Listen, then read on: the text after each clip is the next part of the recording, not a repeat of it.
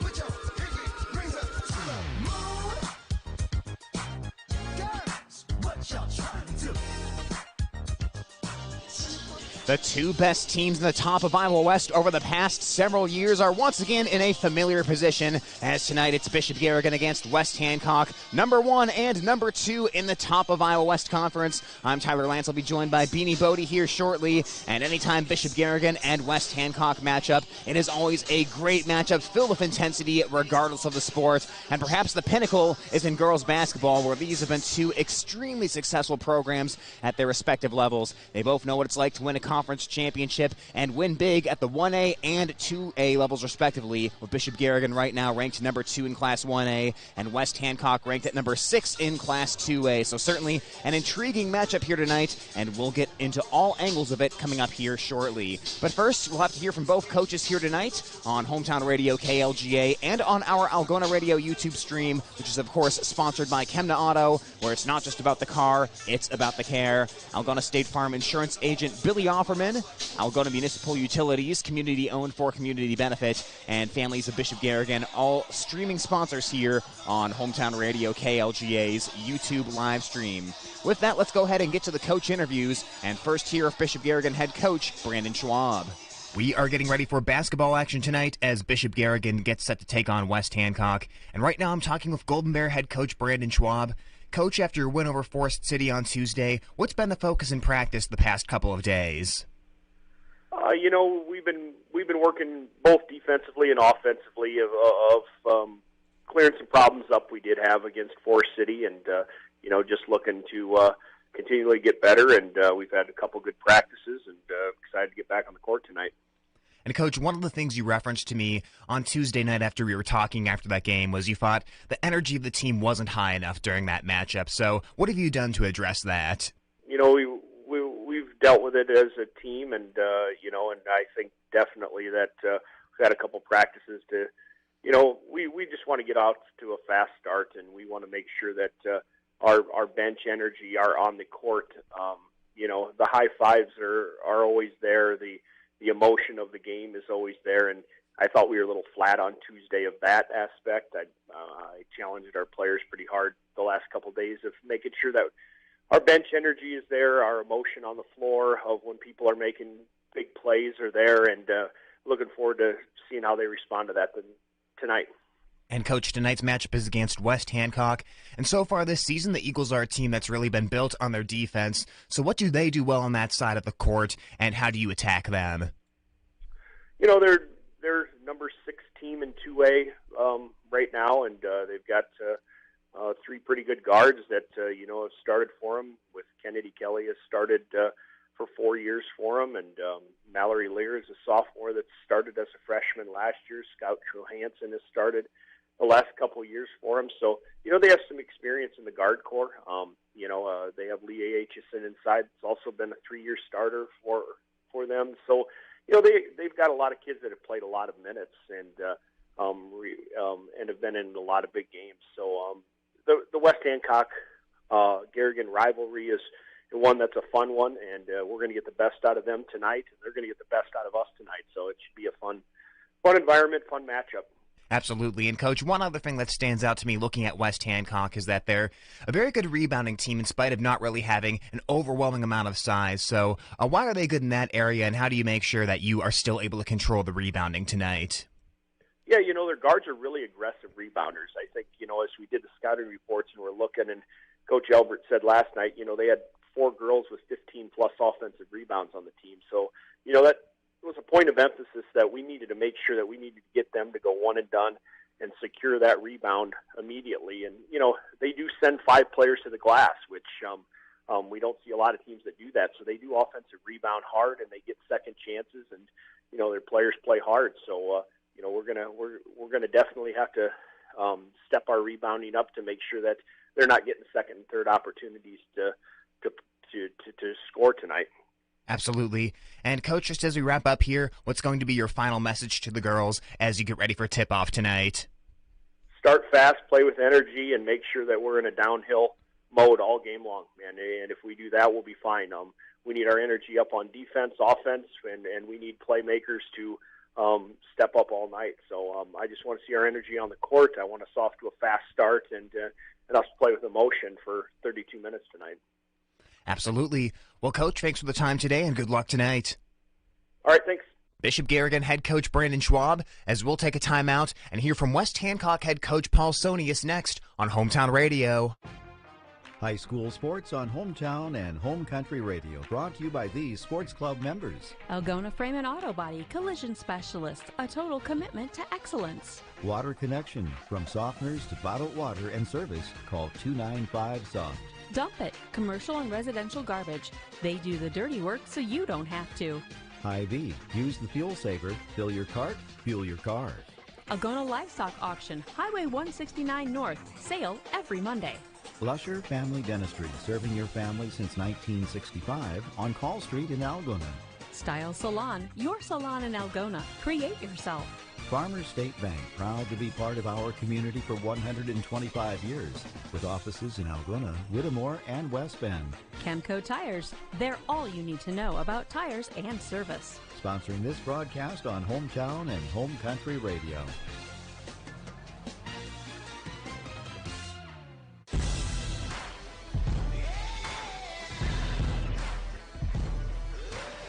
We are getting ready for game number 1 of our basketball doubleheader as Bishop Garrigan and West Hancock match up tonight. And I'm talking with West Hancock head coach Paul Sonius. And Coach, let's start with this. You began after winter break with a couple wins over Hampton Dumont Cal and Belmont Clemmy. So in those 2 games, what did you like most from your team? And I guess just how important was it to start off and set the tone after break in those 2 games? Well, I was really happy with our defense. More than anything else, came out and played very well against a Hampton Dumont that has some pretty good outside shooters and an up-and-coming Belmont club. So played pretty good defense there, helped us get the win. Offensively, we're a little shaky coming out, just not found the rhythm yet and not have gotten ourselves yet playing as well together as we did early on in the year. And, Coach, what are some of the big adjustments you'd like to see your team make on the offensive side of the ball as you go into tonight's matchup? Well, I think what we need to do is be able to hit the girl that's cutting, and we're not finding her right now. And there's a lot of hesitation going on in our team at this point in time, something that we weren't doing beginning of the year. I don't know if it's kind of something that took on. Sometimes you go through the webs and the flows of things that go throughout a year, and sometimes you go highs and lows. And so we earlier on was shooting the ball real well, and right now we're just kind of not finding that range. And so what's happening is we're doing a lot of hesitation, and we've got to figure out a way to get out of that. And, Coach, like you referenced earlier, you mentioned how the defense has been playing very well, and that's really been a theme all year for the team. So what makes that side of the floor work well for you? Well, I think we just move our feet so well, and one of the things that we have been doing lately is being able to play very well together as a team. I think we do a great job of helping out each other. So the girls out front know that, hey, there's going to be somebody there for you, and so we do a very good job of being able to play great defense, knowing that we've got girls behind us. And I think just the movement of our feet has been one of the big keys. That's always been a staple of West Hancock basketball, is the ability to move our feet. And we do a very good job of hedging, which throws a lot of teams off because they're not used to it. And, Coach, one of the key players on your roster is the sophomore Mallory Lear, and she obviously started quite a few games as a freshman, but she's continued to improve here in year number 2. So what specific ways have you seen her game evolve this season? Oh, I think her knowledge of the game is always going to help her out. I think right now she's kind of still trying to figure out just how she fits and what she needs to do sometimes. I think sometimes one of the things about it is I think she's still trying to figure it out. But, you know, last year we had Rachel and we have Kennedy still this year, but didn't have to quite do as much. And I think she sometimes thinks she needs to do a little bit more than she does, and I think that gets her in trouble. But I think she's getting better every night out, and I think one of the things that will happen is I think as she starts to find that range and starts to figure out what she can and cannot do, I think she'll be a much better player. And as you look at this upcoming matchup, obviously against Bishop Garrigan, what stands out to you about this year's edition of the Golden Bears? Well, I think anytime you start talking about Garrigan, you always got to start with, of course, the two young juniors that they have that have been there for a while. I mean, Audie gives you a very tough matchup, not alone, you know, how tall she is and physical inside. And I think Joyce is just one of those girls that she has really improved her game, I think, in the idea of shooting the short jumper to go along with her threes, and I think that's some of the things that we got to work at. They've been able to find a couple girls to get some of the shots up and get going against them, and I think that's what we've got to be worried about a little bit is just some of the threes, and hopefully, we're going to kind of give up some of those, but we've got to try to do the best we can on the inside, and hopefully keep Audie down to at least low or high double digits in the case of teens or whatever. So that's what we got to try to do. Absolutely. And Coach, just as we wrap up here and look at tonight's matchup, is there any one thing that you could boil down and say, this is the biggest key to a West Hancock victory tonight? Oh, the biggest key to us right now to get a win tonight, one, we got two things that we've been working on. One's going to have to be offensive rebounds. We're not necessarily the greatest greatest rebounding team there is, but we've got to figure out a way to keep them and not give them the second and third shot. That's where we'll get killed if that does happen.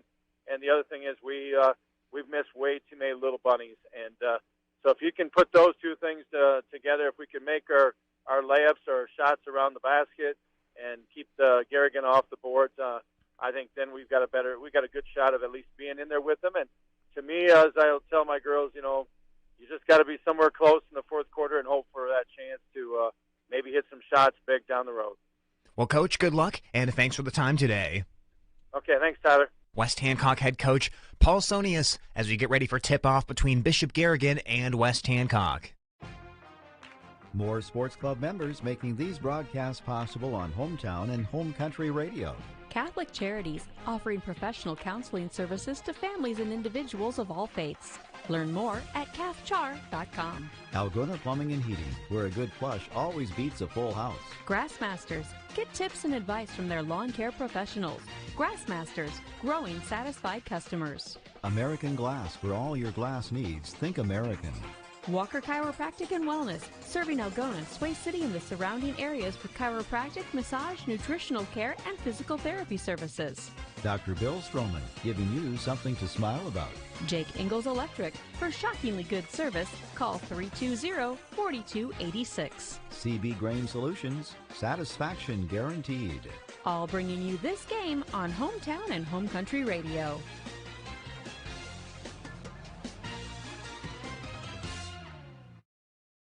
For over 40 years, Northwest Iowa Bone, Joint, and Sports Surgeons have maintained one mission: to provide excellence in orthopedic care. Their team of 9 physicians offers specialized care in everything from arthroscopic same-day surgery to joint replacement, as well as hand and foot surgery, and have an orthopedic surgeon on call 24/7. Healthcare isn't about appointments, it's about taking care of people, and that's their specialty. Visit Northwest Iowa Bone, Joint, and Sports Surgeons on the web at nwiabone.com. Sports Club members bringing you this game on Hometown and Home Country Radio. Kasuth Regional Health Center. Make KRHC your home for healthcare. North Iowa Appliance, Highway 18 East, Algona, where they sell the best and service the rest. Tom Eischen Sales, your store in the country on Highway 18 West, Algona. Greg Penning and Company, LLC, your tax service professionals in Algona and Bancroft, where everyone counts. Yemlin Builders and Quality Apartments for Rent. Beauty and craftsmanship that will never go out of style. Albert Electric. Flip the switch to Albert Electric. Call Neil at 320-0305. Iowa Lakes Community College. Your community, your college. Feed Mill Coffee Company in downtown Algona, where community connects. All sponsors of this broadcast.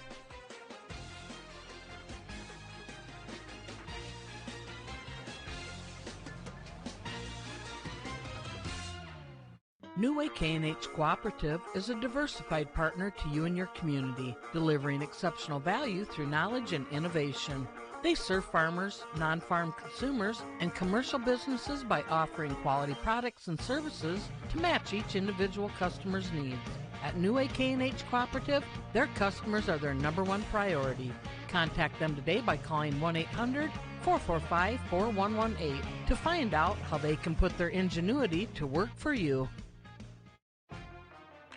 Sports Club members bringing you this game on Hometown and Home Country Radio. Kasuth Regional Health Center. Make KRHC your home for healthcare. North Iowa Appliance, Highway 18 East, Algona, where they sell the best and service the rest. Tom Eischen Sales, your store in the country on Highway 18 West, Algona. Greg Penning and Company, LLC, your tax service professionals in Algona and Bancroft, where everyone counts. Yemlin Builders and Quality Apartments for rent. Beauty and craftsmanship that will never go out of style. Albert Electric. Flip the switch to Albert Electric. Call Neil at 320-0305. Iowa Lakes Community College. Your community, your college. Feed Mill Coffee Company in downtown Algona, where community connects. All sponsors of this broadcast.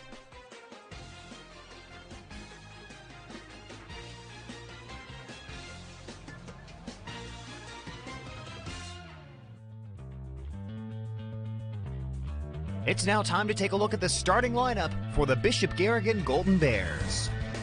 Audie Crooks, junior, number 55. High lob to Crooks, reaches back to catch it, puts it off the glass and scores it. Molly Joyce, junior, number 11. Now Joyce steps back for her three and she swishes it. My goodness, Molly Joyce. Meredith Tigas, senior, number 23. Tigas will now try to take it coast to coast, and Tigas gets the layup from the left side. Emma Grangenet, senior, number 2. Now Grangenet has a three-point look, spins it up and swishes it. Emma Grangenet is keeping Bishop Garrigan in this. Abby Capacious, sophomore, number 21. Now Capacious intercepts the inbounds pass, sidesteps the defender and gets the easy lay-in. Tip-off is coming up next on Hometown and Home Country Radio.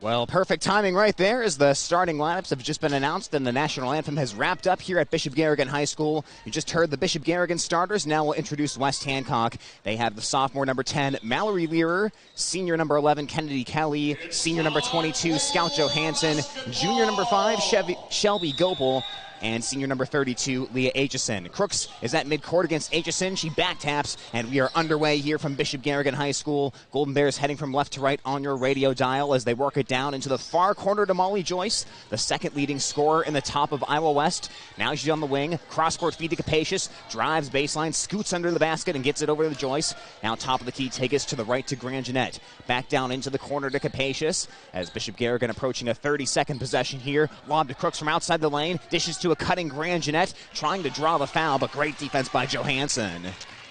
Yeah, Coach Sonia's talked in the pregame interview. He's really happy with his team defense as of late.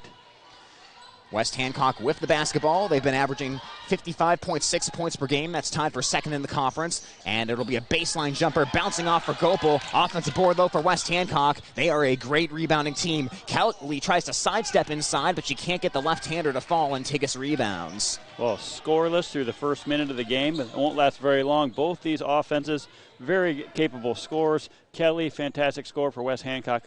Joyce, Crooks, and I think we're going to see a big game out of Abby Capacious today as well. West Hancock crashes the offensive glass better than any other team in the conference. 15.2 offensive rebounds per game as Bishop Garrigan feeds Crooks, and she'll get hacked and make an early trip to the free-throw line. Just for reference, Bishop Garrigan is averaging about 12.2 offensive boards per game, so that's going to be a key tonight, not giving West Hancock second chances. Yes, that was a foul picked up on the 6-foot Leah Aitchison for West Hancock. She got in trouble last year and had to spend a lot of last February's game on the bench. She's a great player, can really give Crooks some tough battles down low. Crooks, over her past 4 games, has made 45 of 53 field goal attempts as she buries both foul shots and makes it 2-0. That's an 84.9% shooting percentage over the past 4 for Crooks. As West Hancock has it back with the senior Kennedy Kelly. 15 points per game, goes right to Johansson. She looks inside, tight defense by the Golden Bears. Now it's Kelly, tied up with Joyce, and that's going to be a jump ball. It's really fun to see these players develop over the years. We've seen West Hancock, of course, in the top of Iowa Conference twice a year now. And Kennedy Kelly is one of those people you recognize immediately. She's such a fighter in there. She's a tough player, hard-nosed player. She'll take it right at the Bears. Into the elbow to Aitchison, now down inside to Gopel. Can't finish at the rim, and Tigas rebounds. Yeah, Abby Capacious went for that rebound. Aitchison nearly picked up a second foul, which would be disastrous for West Hancock this early in the game for their post to pick up 2. Joyce, shadowed by Gopel. West Hancock playing a lot of man-to-man type defense, and now streaking in there to knock it away is Gopel and gets it to Kelly. There's a steal for West Hancock. Kelly sidesteps, misses off the glass, gets her own rebound, and kicks it out to Aitchison. Now rising for a three ball is Mallory Lear, and the sophomore's off the back iron. Third chance for West Hancock, and Johansson cans the jumper. Tied at 2 here, 5:51 on the clock, and that's what Garrigan has to avoid here tonight. West Hancock will crash the glass with all 5 players. That may create some outlets for Bishop Garrigan, as now Capacious's pass into Crooks is knocked away, and there's another early turnover here for the Golden Bears. Not what we're typically used to seeing with the Bishop Garrigan team, just being sloppy with the ball. Kelly rises for 3, and she drains it from the right side. 5-2 West Hancock. That's what we're talking about, that scoring ability. If Kennedy Kelly can drive the lane, strong to the basket, and also hit that three-point shot, good offensive weapon for the Eagles. A top 5 three-point shooter in the conference at 33.9% as Capacious drives. Oh, a nice dump off down inside to Grand Jeanette, who kisses it off the glass and scores. Beautiful assist that time for Capacious, who now gets in the lane and knocks the pass away. Capacious has been dealing out the assists, 3.6 per game over her past 5, and got one right there. Garrigan religiously plays a 2-3 defense. Kennedy Kelly, Mallory Lear, some of these players that play the perimeter for West Hancock, Scout Johansson, they're going to really test this Bishop Garrigan 2-3 defense, really make Molly Joyce and Emma Grand Jeanette move at the top of that defense. West Hancock has Cameron Eccles in for the first time today. He'll rotate it around the perimeter to the senior Kelly, now back up top to Johansson. Looking at Joyce, dribbles around the screen to the right, a bounce down low to Aitchison, gets rejected by Meredith Tigas. Crafty play by Tigas, got her hand in there when Aitchison brought the ball down. Post players got to keep that ball up. Fast hands from the senior, and now Capacious turns it over, trying to pass it to the baseline. Grand Jeanette running is Kelly. Kelly attacks into Capacious, goes off the glass and scores it to make it 7-4 West Hancock. That's 5 turnovers on Bishop Garrigan already this game. 3 of them have led to buckets for West Hancock. That'll make every coach pull their hair out. Tigas on the near side, tried to go elbow to Capacious, and almost another turnover there as it was knocked away. Now Joyce goes into an elbow jumper, and she drains it. You know, fantastic defense by West Hancock, but couldn't answer Joyce. And now a steal by Molly Joyce. Dances to the basket and lays it in. Golden Bears back in the lead, 8-7. What a fun, spirited contest so far, just like last season. Such a good game between these two teams. Little pressure in the backcourt by Bishop Garrigan. A lob up to Eccles. A bounce down to Aitchison. Tries to weave her way around Crooks, but she got rejected right there. Audie Crooks stayed with it and did not foul. Now Joyce. A pass to Grand Jeanette down in the short corner and back to Joyce on the near side. Cross-court feed Capacious. Pulls the trigger on a triple. Is a little short. And grabbing the rebound is Learer. 3:34 on the clock. Quick pace. 8-7 Bishop Garrigan in the lead right now. Both teams with 8 wins so far this season. West Hancock 5-1 in the conference on a 2-game winning streak. And now a sloppy pass there by Kelly. Almost got knocked away by Grand Jeanette, but West Hancock keeps it. They pass to an elbow jumper, and Johansson is through once again. Good shot by Johansson. Good job by the Eagles finding the open player. Now can Garrigan answer in return? They're setting up their offense. Tigas screening up top. We'll see what they've got in mind. 9-8 West Hancock as we tick down to 3 minutes to play in the quarter. Tigas, a high pass to Crooks, leaps to catch it, and that's money as Crooks lays it in. Great pass by Tigas on the wing. The Garrigan guards are so good at getting that lob pass to Crooks. A bounce down to the baseline, Aitchison. She'll take the jumper and she'll knock it down. She didn't want to attack into Crooks for good reason, and West Hancock takes an 11-10 lead as a timeout's going to be called with 2:44 on the clock here. We'll keep it right here as Bishop Garrigan seeing a little bit of a contest once again in the top of Iowa West. They faced a really good Forest City team there as we looked at the most recent game, and Coach Schwab didn't really like the intensity of his team that day. He thought the energy was a little bit low, and I think here on the defensive side, he's probably immediately telling them something similar right now. Yeah, West Hancock's doing a nice job finding the holes in the Bishop Garrigan 2-3 zone. Aitchison, perfect example, took that baseline jumper rather than go in the paint and try to go up strong against Crooks and risk a block shot. She knocks down the jump shot. We've seen Bishop Garrigan this year give up easy shots to teams. Newell Fonda was very good at finding those close-range buckets without going all the way to the hoop. And Garrigan does have some holes in that defense that Coach Schwab, I'm sure, is shoring up right now in the defense. Coach Sonia's, on the other hand, he's imploring his team, take care of the ball. Joyce got a steal a second ago just because they weren't focused and they were a little bit unaware that Joyce was right there. They need to take care of the ball. Don't give Garrigan any freebies. Keep this a close contest. Last year, Tyler, Garrigan got out to a big lead, and then West Hancock came charging back to cut it to single digits late. Maybe this game might be close all the way it's shaping up right now. So West Hancock up 11-10. Bishop Garrigan's won 30 straight top of Iowa West games. And prior to the 21-point win over Forest City on Tuesday, Garrigan had won 10 straight top of Iowa West games by at least 35. But if you look back before that 30-game conference winning streak, West Hancock, the last team to defeat Bishop Garrigan in this conference. A lob inside the Crooks, catches again, adjusts, puts it up. Offensive foul this time for Crooks. Yep, Audie caught the lob, came down, gathered herself, went up strong. Players just ricochet off her arms as she goes up strong. And that's a tough call for the officials. It always is when you have a girl that's got more size than the other ones. We'll see how the calls go all night on that play. 11-10 is the lead right now for Bishop Garrigan. West Hancock breaks across the half court. Eccles in the corner is blocked by Garrigan on a three. A rare three-point rejection. And now up the court to Joyce. Around the screen for Capacious. Creates space for a triple. She's short. Capacious follows the shot, though, and rebounds. And then getting in there to force the held ball is Kennedy Kelly. Capacious still as the second leading rebounder on this Bishop Garrigan team. She's got a nose for the ball. She'll get in there for that rebound, but she can't bring that ball down. She's better off just pulling up for the jump shot on that one. Capacious averaging 7 rebounds per game as Grangenet triggers it into Crooks. Crooks takes a couple dribbles to the foul line, dumps it to Grangenet. Now back to the foul line. Crooks down on the baseline to Capacious. Quick movement over to the freshman Zoe Montag. Now back in the corner to Capacious. She'll try a three. It swirls around and drops out and right into the hands of Joe Hansen for the rebound. Up the court quickly to Kelly in the far corner. Guarded by Capacious. Comes back around the perimeter towards the center. Up by the circle at half court.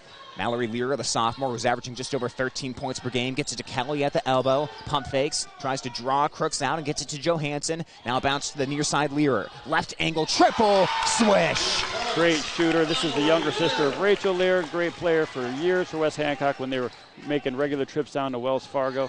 Great shot there, set shot by Lear. And the elder Lear did get injured last year for West Hancock and missed a few games, and their performance went down drastically without her, but now this season that she's graduated, Mallory Lear has picked things up as Eccles will get called for a foul here. Second for West Hancock. Meredith Tagus replaces Emma Grangenet.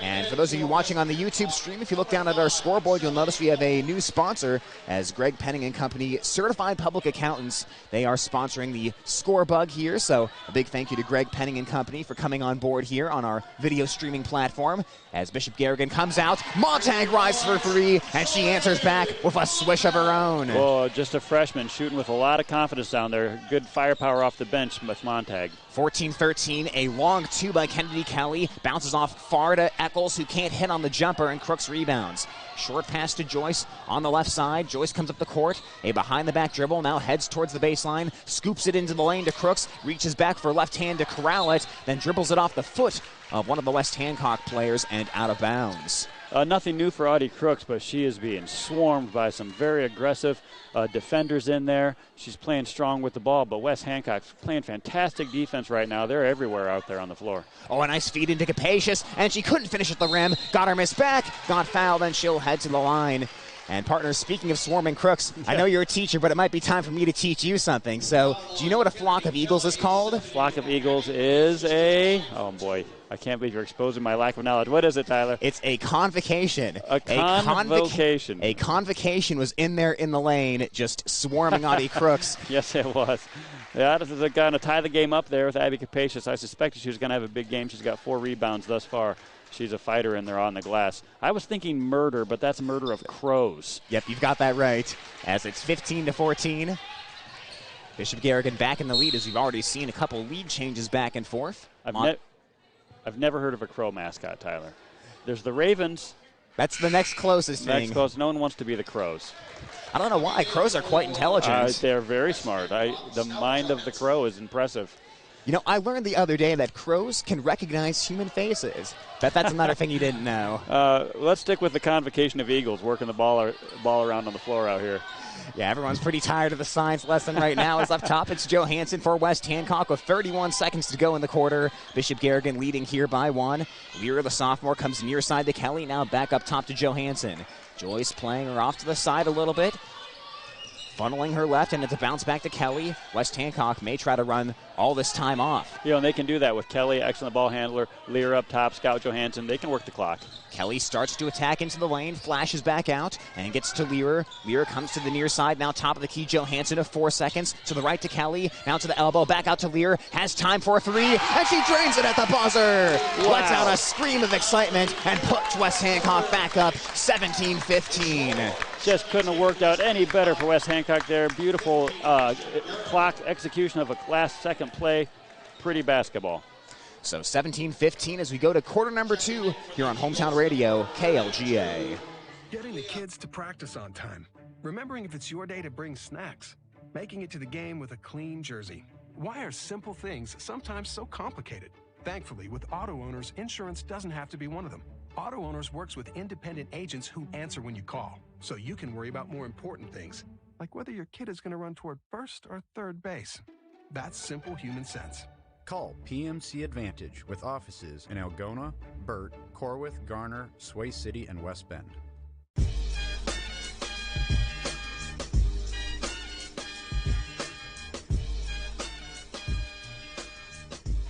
Quarter number 2 as we come back. Bishop Garrigan in an unusual position for them as they trail here 17-15 against West Hancock. Tyler Lance alongside Beanie Bodie, and a big thank you to all of our YouTube live stream sponsors, including Chemna Auto, where it's not just about the car, it's about the care. Algona State Farm Insurance agent Billy Offerman, Algona Municipal Utilities, where they're community owned for community benefit, and Families of Bishop Garrigan, all stream sponsors. Coming out of the break, a foul line jumper is off target for Johansson, but she chases down her own miss and gets it out to Kelly. Yeah, West Hancock leading on the rebounding right now. We got a lot of long rebounds are coming out. Their Crooks gets one to get Garrigan on the rebounding board, but West Hancock really a beneficiary of a lot of long rebounds coming off that glass. And Molly Joyce will travel as she comes into the front court.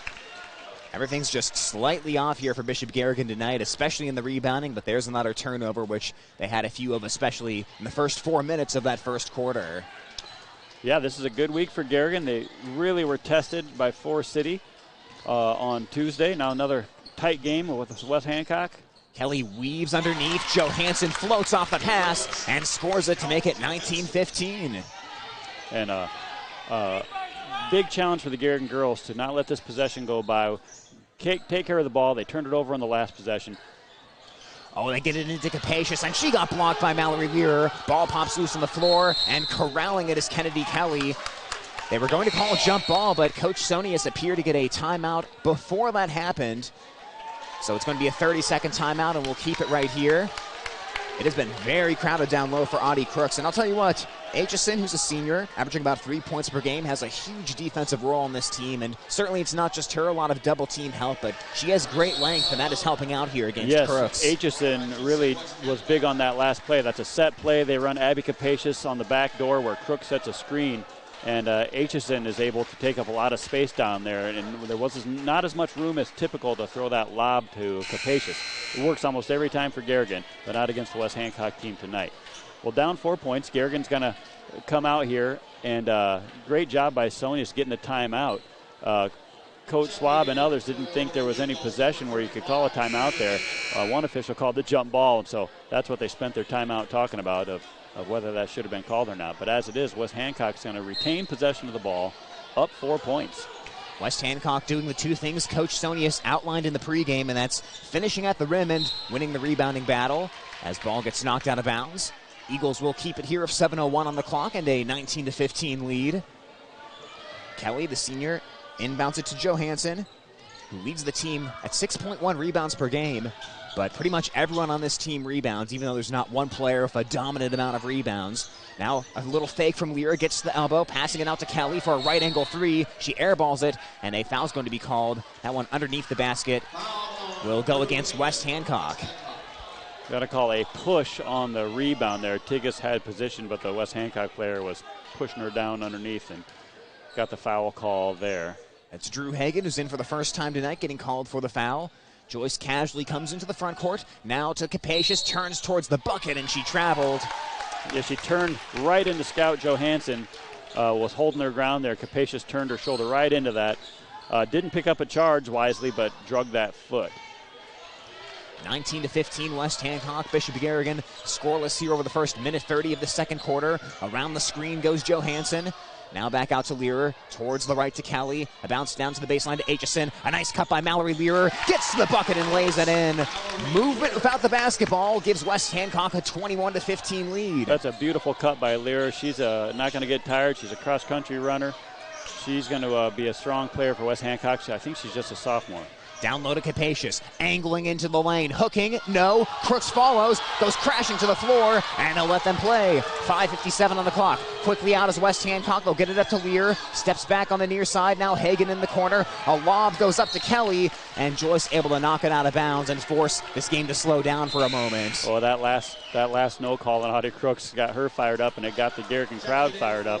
A lot of contact on that last one, but a lot of times officials will not give Audie Crooks that call despite her getting hammered in there just because of her size. Gopel and Eccles come into the game for West Hancock. Losing the ball briefly as Johansson picks it back up and comes to Aitchison. Now it goes to Kelly, cuts across the foul line, steps back for a top-of-the-key three, and she drains it over Crooks. Crooks followed her all the way out, but Kelly got there a step earlier to make it 24-15. Oh, Kelly is a player. She's one of those players that plays AAU all summer like a lot of the kids do these days, and she's ready for this contest. West Hancock has come out with a ton of energy in this game, and they've maintained it here in the second quarter. Capacious crossover dribble, heads down the center of the lane, floats from just inside the foul line. It's off the back iron. Ball gets tied up. Capacious and Gopel, and that'll be a jump ball. Capacious, Gopel, and Emma Grangenet. So 2 Bears and an Eagle all trying to fight for that ball. Communication problems there between Grangenet and Capacious, but Bears are battling here. They can't get a bucket to fall, but they are getting to the hoop. West Hancock's the number 1 ranked defense in the top of Iowa West, allowing 33.6 points per game as Capacious hooks from the baseline, can't get it to fall, gets knocked towards the far side, out of bounds back to West Hancock, and right now you're seeing why they do have the top ranked defense in the conference. Yeah, they are just everywhere. They're very physical. They're not going to let you get any easy shot. What they do better than a lot of teams is when a player like Capacious elevates, they hold their ground and kind of slide those feet underneath, and they close in the distance on you. Down to the baseline, Johansson rises for a short corner jumper. Crooks rebounds, outlets it up to Joyce. Behind the defense, 2 Eagles chase her. Scoop layup, she gets fouled and she scores it.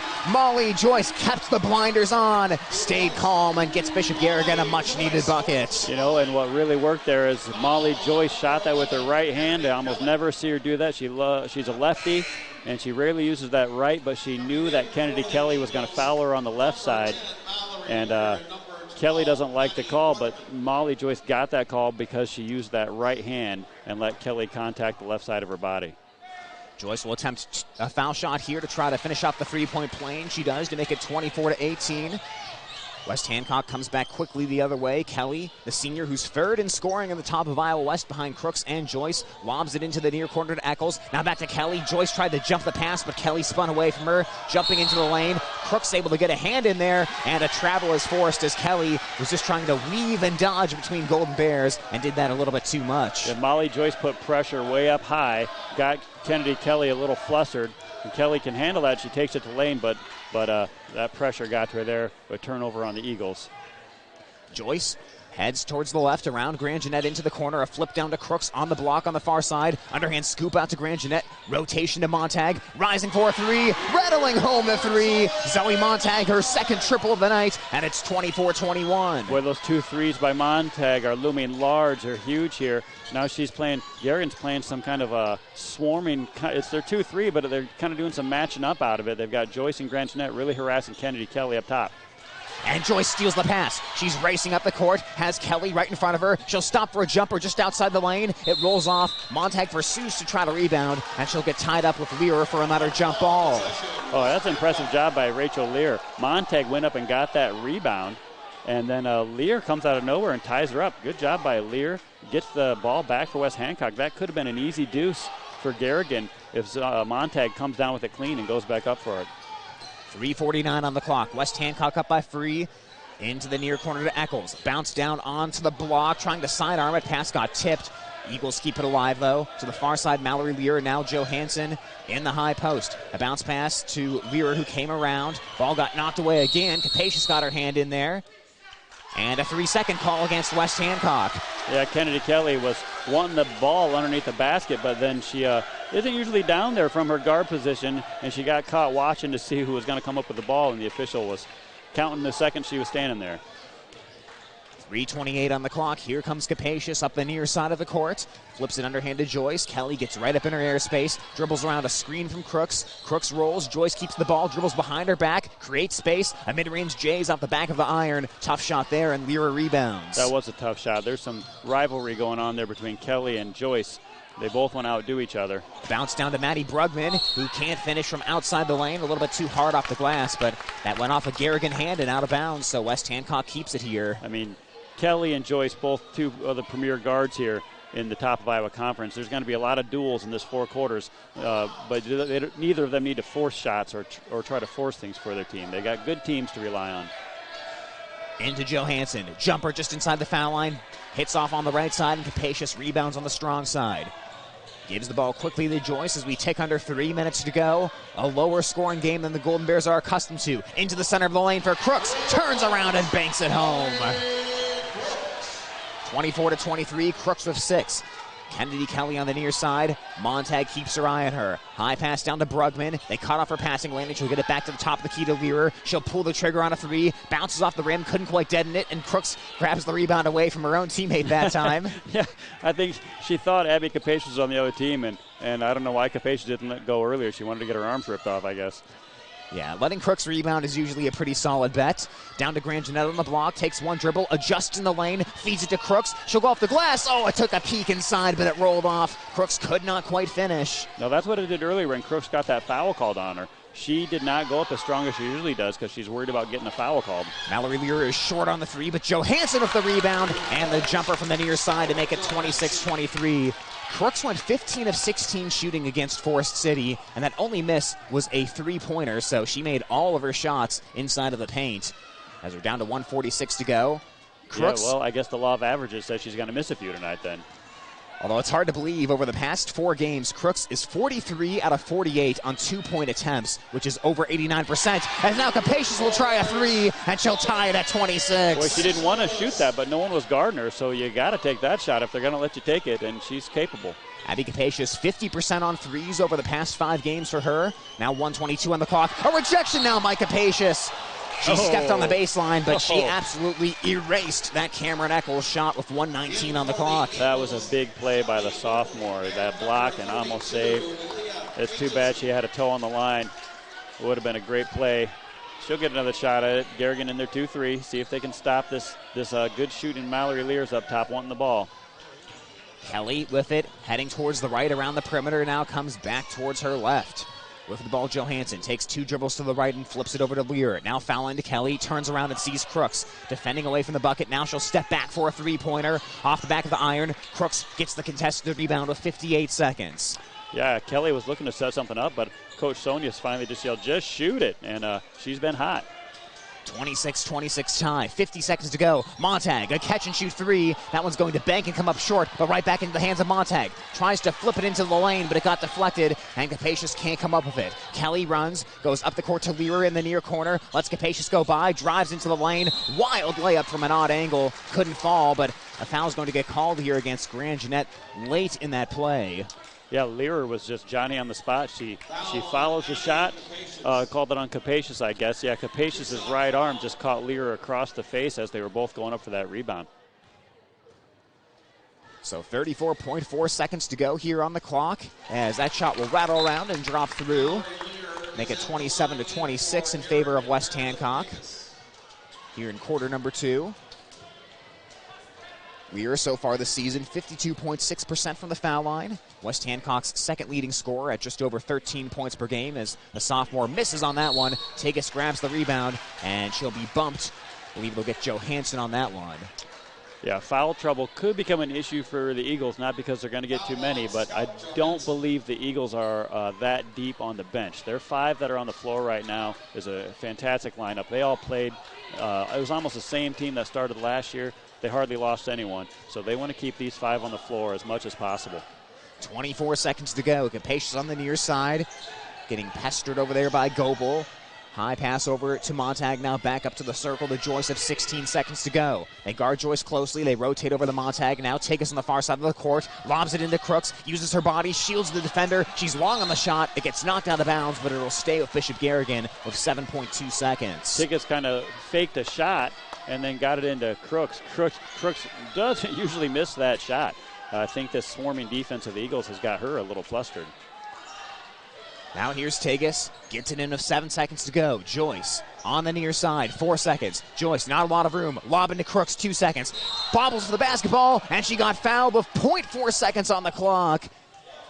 Well, I take it back what I just said about Audie Crooks. She wasn't flustered at all. She just got herself a position on the block in between 3 people, and just smooth as a whistle, just received the pass, tough pass, and gathers herself, goes up for that shot, gets to the line, has a chance to put Garrigan in the lead as they go into halftime.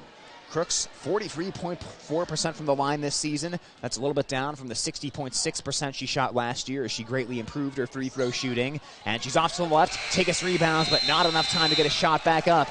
And West Hancock will go into the locker room with the lead, 27-26 as we've hit halftime. And Golden Bears will have adjustments to make in half number 2 with 16 minutes left to go. But this rivalry matchup not disappointing so far here today, as we'll go into halftime and come back with halftime coverage next on Hometown Radio, KLGA. For Sports Club members, bringing you this game on Hometown and Home Country Radio. Rental Zone, Highway 18 East in Algona. The tool and equipment rental specialist. Phone 395-RENT. Dance Connection and Tumbling by Michelle. Passionate about teaching, creative about dance. Visit their studio at 1400 East Commercial in Algona or danceconnectionbymichelle.com. Daylight Donuts, open early, serving yummy donuts, rolls, and great coffee. Located at 502 South Phillip Street. Signworks for all your signage needs, as well as printed shirts, caps, and jackets. Stop in or call 295-9544. Farm and Home Services. Check their many listings at farmhomeservices.com. Pizza Ranch. Eat in or delivery. Catering also available. TAFE Wellness Center. Dr. Shane TAFE. Keeping athletes in the game with chiropractic care. Located at 105 South Phillip Street in Algona. All sponsors of this broadcast.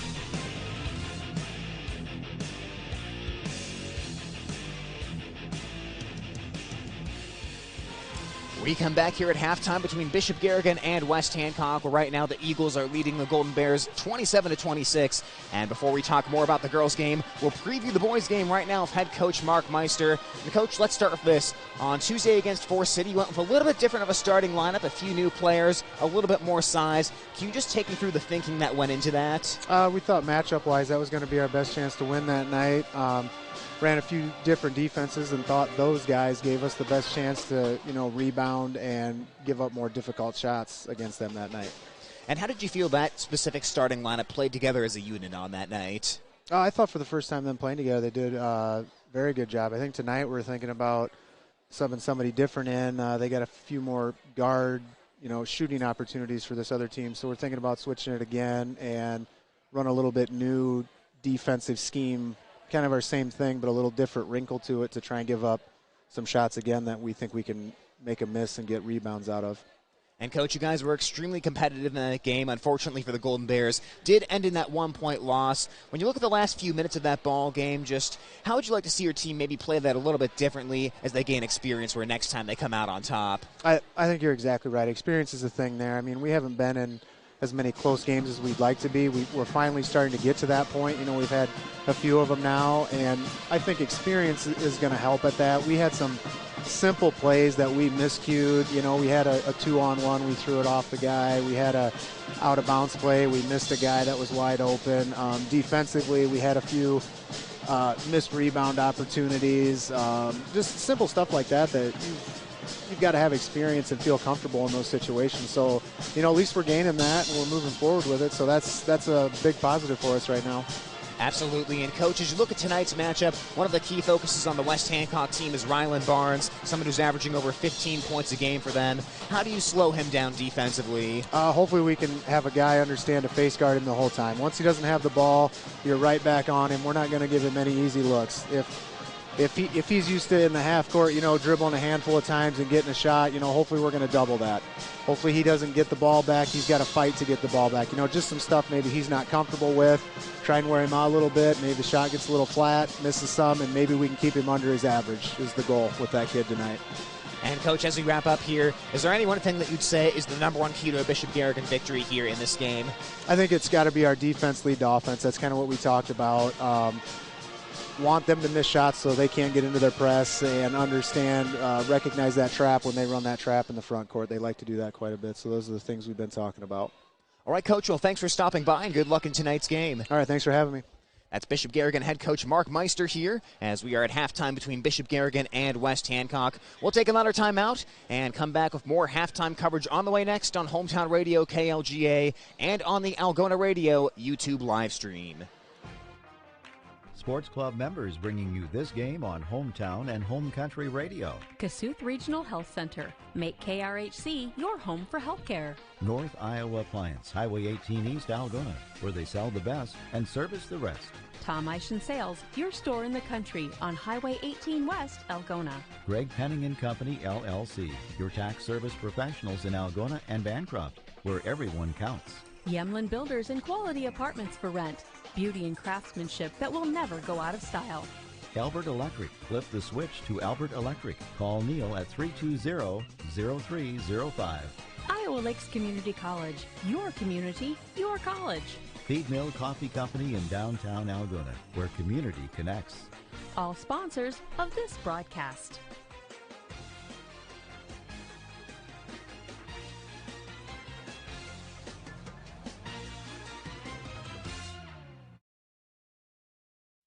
When you need cash on the go, there's no need to pay a surcharge fee with MoneyPass. Iowa State Bank is proud to be part of the MoneyPass network of surcharge-free ATMs found nationwide. Look for the green and blue MoneyPass symbol on over 32,000 ATMs across the nation. Or find an ATM near your vacation spot or travel destination at MoneyPass.com. MoneyPass, another way that Iowa State Bank helps people succeed. Member FDIC.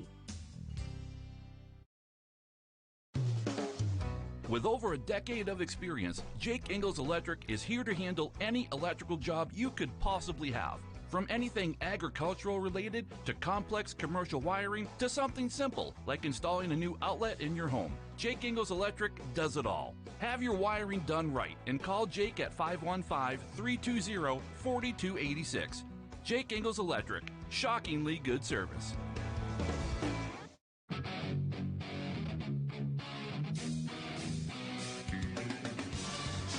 Halftime between Bishop Garrigan and West Hancock. I'm Tyler Lance alongside Beanie Bodie here on KLGA 92.7 FM and on our Algona Radio YouTube live stream, sponsored by Algona State Farm Insurance agent Billy Offerman. Chemna Auto, where it's not just about the car, it's about the care. Algona Municipal Utilities, where they're community-owned for community benefit. And Families of Bishop Garrigan, all sponsoring sports streaming here on Hometown Radio, KLGA's YouTube page. We also do have our new scoreboard sponsor for tonight, Greg Penning and Company, certified public accountants. And we do have one note to make here on the scoreboard. I know it says quarter number 1 between Bishop Garrigan and West Hancock. For some reason, software doesn't always work the way it's supposed to, and it is stuck on quarter number 1. We know we're about to go into quarter number 3, so at least we'll get that right for you, but we'll probably say quarter 1 here for the rest of the game. But that aside, it's been a very interesting night of intense basketball, especially on the defensive side of things, with Bishop Garrigan trailing West Hancock 27-26. What do the Golden Bears need to do here in the second half to get back to what we normally see from them? Well, there's just a great game going on, and the Bears are playing well. They're just not getting those easy shots to fall that we're so used to seeing. Close range shots by Audie Crooks bouncing in. Just not bouncing in tonight. They also definitely need to pick up their aggressiveness on defense. West Hancock doing a great job of moving the ball, and the Bears need to disrupt that flow of their offense, moving the ball seamlessly around.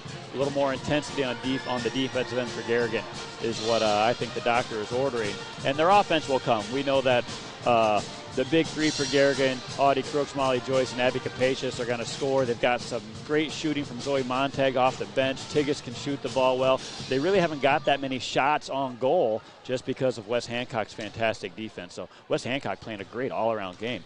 Great defensive hustle moving the ball on offense, and they're nailing their shots. So West Hancock playing top-notch right now. Garrigan not playing at their best, and that's why they play the game out. Garrigan's going to have to improve their game and hope for West Hancock to not play so brilliantly this whole game, and that's going to be a fun second half, I believe. And West Hancock is rebounding the rock right now as they have had numerous second-chance opportunities.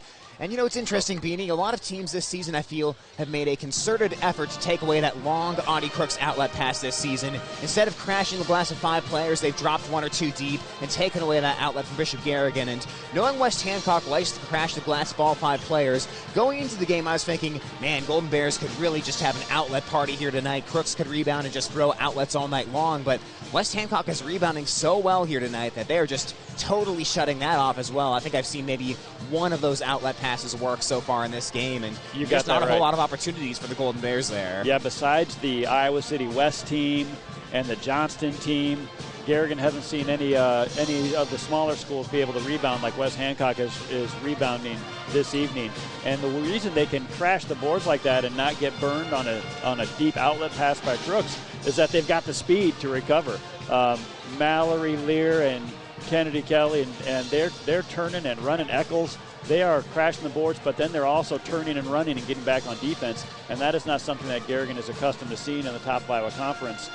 They usually get a lot of easy buckets on runouts on the outlet pass and also steals for layups, which have not happened. And you take away 10 points on steals for layups and some easy defensive rebounds that turn into layups on the other end, and that's easily 10 to 20 points of Garrigan's offense every night, and you can just subtract that right off the bat tonight with West Hancock's team speed and rebounding. But, boy, you nailed it. Hit the nail on the head, Tyler. Rebounding for West Hancock, very impressive. And I don't think Garrigan was ready for that sort of aggressiveness rebounding. They answered the bell there. You really saw them step it up. Tigas and Capacious and Grand Jeanette really started to get in there and fight for the rebound. And that's going to continue to happen. It's going to put a lot of pressure on the officials here in the second half because it's going to get pretty ferocious in there trying to get that rebound. And we'll see how it all shakes out. But I wouldn't want to be an official on this floor for the second half of basketball. It could get very intense and very physical, and for great reason, as we've referenced. This is such a great rivalry across numerous sports here in the top of Iowa West, not just girls basketball. And certainly this game has lived up to the billing so far tonight.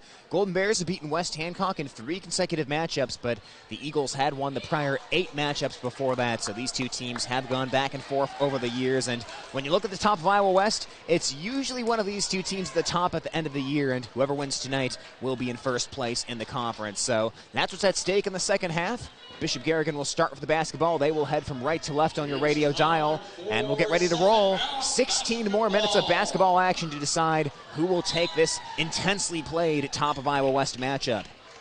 Joyce will start off for Bishop Garrigan, and we're rolling here in the second half. A flip over to Capacious, now back up to the circle to Joyce. Heads to the right to Grand Jeanette, now back to the left Capacious. Near side Joyce has a great look from 3, and she buries it to start the half and put Garrigan up by 2. That'll give Molly some confidence there. Her three-point shot has not been on par with what she's used to. Get her off the schneid and start hitting some threes. Molly Joyce had been 2 of 25 on threes over the past 3 games prior to tonight, as Crooks rebounds a missed shot high off the glass, 29-27. Joyce still shooting well in terms of the ranking in the conference three-point shooting, as she's at 27.5% on the season. Garrigan with the basketball, trying to go on a big run here to start the second half. A flip inside the Crooks, uses the size advantage and scores it. They worked the ball past Aitchison, and then it was just Crooks overmatching a defender. Now, Tyler, you and I and every other player would love to shoot 27% from three-point line, but Molly Joyce has a little higher expectations for herself. She thinks she can make every single shot, and that's what you got to be as a pure shooter. And a foul right now will send the junior Shelby Gopel to the line. And if you look at Bishop Garrigan's three-point shooting as a whole, that's been a huge storyline this season. If you look at it, last year Bishop Garrigan, 32.8% from three-point range, as Gopel takes the first shot and drains it. This year, a couple percentage points down, 29.6%. That's still first in the top of Iowa West, but that is a decrease from last year. And so far, Golden Bears have played 11 games. Only 4 of them have they exceeded last year's average three-point shooting. So it is a little bit down as Gopel's perfect and making it 31-29. and just the number of three-pointers that they're taking. Last year, if anyone tried to double Crooks down low, they just shot three-pointers. This year, they do what they're doing right now, and they just get that ball into Crooks. Crooks tried to shoot for the double team, but she was way long on that shot, and the score stays 31-29. Now West Hancock goes inside to Gopal, and that shot gets erased. Golden Bears come out with the ball, and it's Capacious. Wow, what a block by Crooks. She misses the shot she usually makes on the offensive end, but then comes up with a fantastic block. And Capacious turns it over on the other end and then commits the foul against Kelly. And that's what you have to watch out for, as Kelly leads the top of Iowa West with over 5 steals per game. Now that's 2 fouls on Capacious, and I know there's nothing wrong with 2 fouls, but a lot of time left in the game. Should she pick up her third and have to go to the bench for a little bit, that's really going to disrupt the Garrigan offense. 6:27 on the clock here in the third quarter. Down low, Aitchison gets past Crooks on the baseline and banks it in to tie the game at 31. We saw that a lot on Tuesday against Forest City. Crooks is getting drawn out to the top of the free throw lane a little closer, and they're going behind her and getting some easy slashes to the basket. Joyce pulls up for a deep triple, but that's off the back of the iron, and Gopal chases down the long rebound on the far side of the court. 31-31 tie. Johansson works towards the left. Looking in the middle of the zone defense, goes to the foul line. Lear now back out to the top of the key. Johansson, she'll try three. It rattles out as it took a peek, but would not fall. And there it was. Crooks was looking for the long home run ball. Wasn't there because Wes Hancock hustling back on defense. Make sure Garrigan doesn't get any easy ones. Joyce flips it over to the right to Capacious, now back up to the circle to Grand Jeanette. 5:36 on the clock. A high lob inside to Capacious, who tried to work all the way back around and come to the bucket, but that ball got deflected out of her hands and out of bounds. Well, it looked like it went off Lear's hand, but Capacious must have got a smidgen of a finger on it. And that's a big turnover for Bishop Garrigan. They start the half off hot, get a couple buckets, and now just turn the ball right over. That hurts. Johansson feeds a circling Lear. She shoots from just inside the foul line and can't get it to fall. Crooks outlets to Grand Jeanette, catches, lays it up, and lays it in. Audie Crooks rebounded that in a swarm, and she said, Emma Grand Jeanette's down there somewhere. We're going to launch this one. Boy. And Bishop Garrigan goes up by 2. She did throw that with a lot of faith. She just turned and chucked it, knowing that Emma Grand Jeanette's speed was going to get there. And it was close, I tell you. I was nervous they were going to turn the ball over again, but that bucket's big. Coach Slob immediately calls a timeout. He's either going to come out hard with a press and try to put some pressure on Lear and Kelly and try to tire out the West Hancock guards, or he's drawn up some new offensive looks because they just tried that lob play again to Abby Capacious. Didn't quite work. West Hancock has that play sniffed out. So we come out of the timeout, 33-31. Bishop Garrigan back in the lead here against West Hancock, and my statistician side of myself really wishes I was tracking how many lead changes there have been in this game, because right. I would have to guess there's been 6 or 7, but I don't actually know that for a fact. Yeah, this has been a super fun ball game to watch. There's at least been a handful as Aitchison bounces it out to a right angle triple for Lear, and she drains it again. Mallory Lear is raining down 3-pointers tonight. Boy, she's a good shooter, and Coach Sonia said she's not shooting as well as she'd like. Boy, she's hitting them tonight. 12 points out of the sophomore. Grand Jeanette goes onto the block to Crooks. Underhand scoop over to Capacious. Rotation to Joyce. Left angle triple, and she answers right back. Another lead change, and it's 36-34. Well, Crooks does not do that very often. She usually gets the ball in the paint and goes to the bucket. That time she makes 2 extra passes and gets a 3-pointer. Now a baseline jumper for Gopal. Comes off to the weak side, kicks to the sideline. Multiple players are there, and that one was last touched by Capacious. And how about Crooks on that last possession, though? Some unique passing. Normally she goes high over her head for the passes, but tonight I've seen it a couple times. She's dropped down to that 3/4 arm angle or even underhand to kind of scoop it under the defense. She does that wraparound. I think she's being real careful. She knows that these girls are well coached on how to draw the charge, and Scout Johansson was right there set up. She wanted to make sure she didn't turn that shoulder and send anyone flying to the floor because she might pick an unwarranted charge up. Kelly drives baseline, bounces it into the lane to Aitchison, who spins the ball around in a 360 and then passes it behind Kelly out of bounds into the West Hancock bench. That was good hustle play by Abby Capacious, just getting her body in position, make that pass difficult, ends up getting the ball back for her team. Joyce, who's leading the way for Bishop Garrigan, a 13, passes right to Montag, now back to the left to Joyce. A flip over to Capacious, takes 2 dribbles to the right, passes to Montag, rotates to Joyce, catch and shoot triple, off the back iron and deflects. Out to Gopal for the rebound. That's another good rebound for West Hancock. Bears got to look for that ball, be more aggressive to the glass. Johansson stops her dribble at the foul line, gives it backwards over to Kelly, now to the left to Lear, tries to penetrate, sees Crooks, passes it to Johansson, now down low to Gopel, and Crooks with another rejection. Capacious comes out with the basketball as Audie Crooks just reached up and didn't have to move much to block that. A flip over to Capacious with 3:40 on the clock. 36-34 is the Bishop Garrigan lead. Now Joyce on the far side of the court. Baseball pass into Grand Jeanette. Jumper is off to the right from the foul line. Boy, I see Grand Jeanette hit that shot a million times. Grand Jeanette hustles back on defense, knocks the basketball away from Gopel, but she couldn't save from going out of bounds as she stepped on the baseline and touched the ball. And she just wrestles that shot a little bit, almost as if she needs permission to shoot it. Well, you know, she's a senior. Shoot that ball, Emma. You watch her make that a million times in warm-ups. It's a good shot for her. We need to knock that down in the future. Eccles from the baseline, bounces it into a mid-range jumper, and that is swished by Scout Johansson. Yeah, that's what I'm talking about. That's that good mid-range jumper. Scout Johansson just pulls up, knocks it down like a layup. Johansson's shooting 35.5% from the field as Bishop Garrigan feeds Crooks inside. She shields off the defense and scores to go up 38-36. But based on what we've seen tonight from Johansson, you'd think she'd be shooting 60% from the field because that jumper looks very, very good. Yeah, this is a quality West Hancock team. They are been good for years, and this year is no different. Kelly thought about the turnaround jumper, angles her way towards the three-point line, now bounce to the foul line. Johansson again, and she hits again to tie it at 38. Just draining that shot there, moving that ball so well against the Garrigan 2-3. There's a hole in the free throw line and a hole in the short corner, and West Hancock is doing a great job of finding it over and over again. 12 points for Johansson, who came into tonight averaging 7.5. Good hands from Kelly to knock it away from Capacious, and Eccles dives on the floor for West Hancock to get the ball. Gets it to Kelly, runs, guarded by Grand Jeanette, circles back around out beyond the three-point line, flashes across the lane, a kick out to Lear, a three-point attempt, and it's on the money. 41-38 West Hancock. Mallory Lear is on fire, can't miss this game. Great shooting by that young lady. Can Bishop Garrigan answer? They've been shooting the ball pretty well this half, but the West Hancock defense continues to be tenacious. And you can't just guard Mallory Lear at the three-point line. You have to guard her from the parking lot. 1:55 on the clock. Grand Jeanette, a turnaround foul line jumper, deadens it off the back of the iron, and it drops through. There she goes. I knew she could make that shot. 41-40, West Hancock still in front. Eccles will rise for three, and that one is long. Montag chases down the board, flips it back over to Joyce with 1:37 on the clock. Oh, the Brit West Hancock crowd just wanted that Eccles three to go down so bad, and Garrigan throws it away on an errant pass, trying to get Zoe Montag open for a three-pointer. Joyce was looking for her in the far corner, but that one was a little bit tall that time for the 5'6" Montag. And right now, Meredith Tagus will get ready to check back in for Bishop Garrigan. She'll replace Grand Jeanette.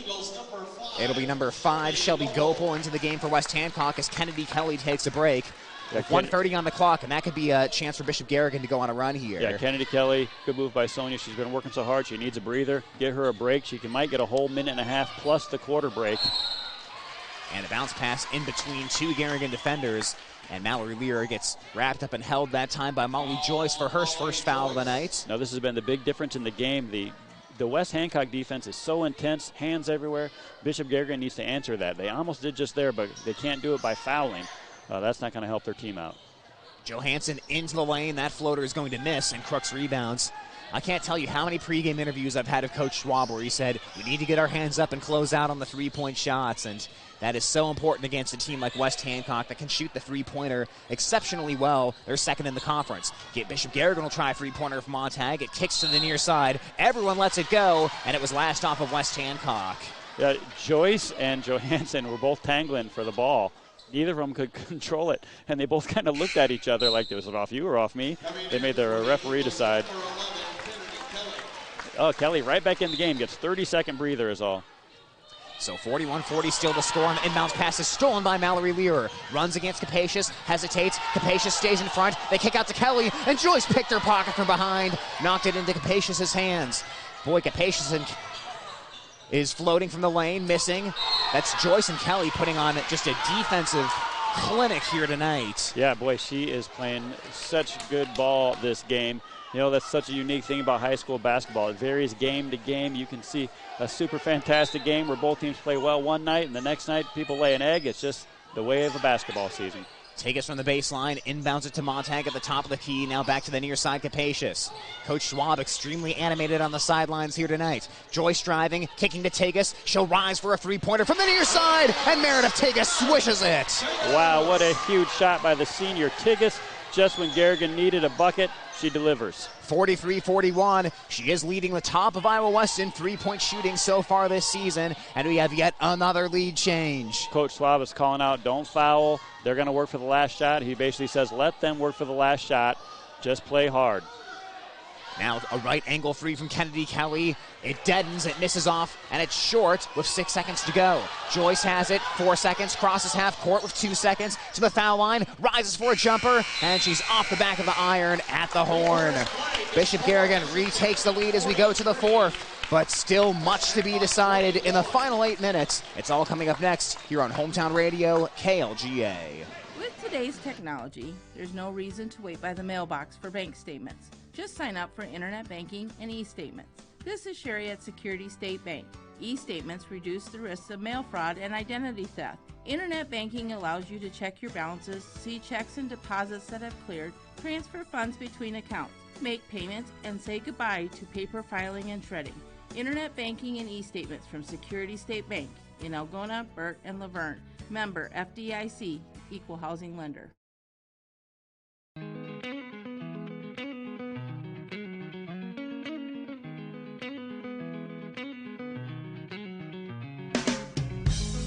We come back here for the final 8 minutes of basketball action between Bishop Garrigan and West Hancock. I mean, really, should I limit it to 8 minutes? This game very well could go into overtime, as right now Bishop Garrigan is leading 43-41. Tyler Lance, Beanie Bodie here on KLGA and on the Algona Radio YouTube live stream, brought to you by Chemda Auto, where it's not just about the car, it's about the care. Algona State Farm Insurance agent Billy Offerman. Algona Municipal Utilities, where they're community-owned for community benefit, and families of Bishop Garrigan High School, all sponsoring this broadcast. And also we bring on Greg Penning and Company, certified public accountants, who are sponsoring the scoreboard. And right now the scoreboard shows Bishop Garrigan up by 2. With the basketball, it's West Hancock. Mallory Lear works to the right and gives it to Kelly. Joyce will stay very close and keep her hands up. Kelly heads towards the near side. Aitchison into the lane. Eccles got it knocked away from behind, and there's a turnover for the Eagles. Not a great possession for the Eagles. They have that set play coming out of the quarter, weren't able to execute it. Bears, I feel, are going to step up the defense here, and they must, because this last quarter they're running out of time. Tegas will try again from 3, and this time it's short, just tickled the net and goes out of bounds on the air ball. Yeah, it was right on line from our angle, and boy, just not enough oomph under that ball in that time. The air ball falls harmlessly. So it's a restart to the fourth quarter, 40 seconds in. It is the fourth quarter, despite what the streaming says. Can't change the quarter on there. Yeah, we've got it stuck here tonight. I'm just going to go ahead and blame Beanie for doing that since he's running the scoreboard. Take blame. Anyone that knows me knows that technology and I are not friends. But as it is, it wouldn't be a 43-41 first quarter score anyway. That'd be one heck of a high school basketball game. Yeah, I don't even know how that would be possible. It's a lob inside to Crooks, catches, and this time she gets fouled. Oh, Grand Jeanette just rainbowed that one inside. Crooks plucked it out of the sky, and West Hancock could not avoid fouling her on that one. Well, Crooks brought the ball down to gather herself, and she didn't need to. She must have felt herself a little bit out of balance, but that gave time for the Hancock players to recover. Aitchison has plenty of fouls to give. That's only her second foul, so she willingly just grabs the arm. And how about just the first team foul on West Hancock here in this half, as Crooks is true on the first foul shot, making it 44-41. Crooks with 11, and all things considered, that's a really good defensive effort against her so far. Second one bounces off the front of the rim, but gets the friendly hometown bounce, and Bishop Garrigan has a 2-possession lead with 6:58 on the clock. Yeah, you know, West Hancock has done exactly what the Newell Fonda girls, who Garrigan have the nemesis. They just can't beat Newell Fonda, and Newell Fonda just plays this type of tenacious defense that the Hancock girls are doing tonight. On the near side, pestering defense from Bishop Garrigan. Now Kelly, a bounce to Aitchison on the baseline, trying to pivot away from Tegas. She'll get it out beyond the three-point line. It rotates over the junior Eccles, heads towards the baseline. Grand Jeanette tries to stay in front. Now a feed to Kelly, working into the lane. Crooks tips the pass. It rolls over the Aitchison on the near side, and now back to Kelly to reset it here. Yeah, and here's the intensity ratcheting up. I've seen at least 5 fouls both ways, an offensive hook, a defensive hack, both teams fouling each other, really kind of force the officials to make some calls here. Tegas goes over the top of the screen, stays of Kelly, tries to throw it back into play. It hits off of Crooks, and then Joyce can't chase it down on the near side as they tried to build a wall there in front of Kelly to force her to turn it over, but couldn't quite do it. Boy, Joyce hustled for it, though. Crooks and Tigas looked at it and thought, there's no way I can get there. But Molly Joyce had the speed. She thought, I'll go for it. And she almost got it. Ball goes into Johansson, now up top to Mallory Lear. Lear and Kelly are tied for 5th in the top of Iowa West in three-point shooting. Watch for that here down the stretch. Johansson will try a right angle three. It bounces a couple times on the rim, and chasing down the rebound is Tigas. Now that was a better defensive effort by Bishop Garrigan there on that 2-3 defense. Even so, West Hancock did a nice job of finding an open three-point shot against it. Good teams at play here in the fourth quarter. They left Tigas mostly alone there, but she goes back to Joyce. Now Capacious on the near side, flips to the right to Tigas. Tigas comes back to the left to Grand Jeanette. And a offensive foul. That one looks to be against Crooks, trying to create space down low. Yeah, she's in a triple team sandwich down there. And to make some room for herself, she just uses those hips, sends a player to the floor, and gets called for a foul. Coach Schwab had a few pleasantries there of the near side referee. I'm sure they were probably talking about dinner plans for later. It is a tough one to call.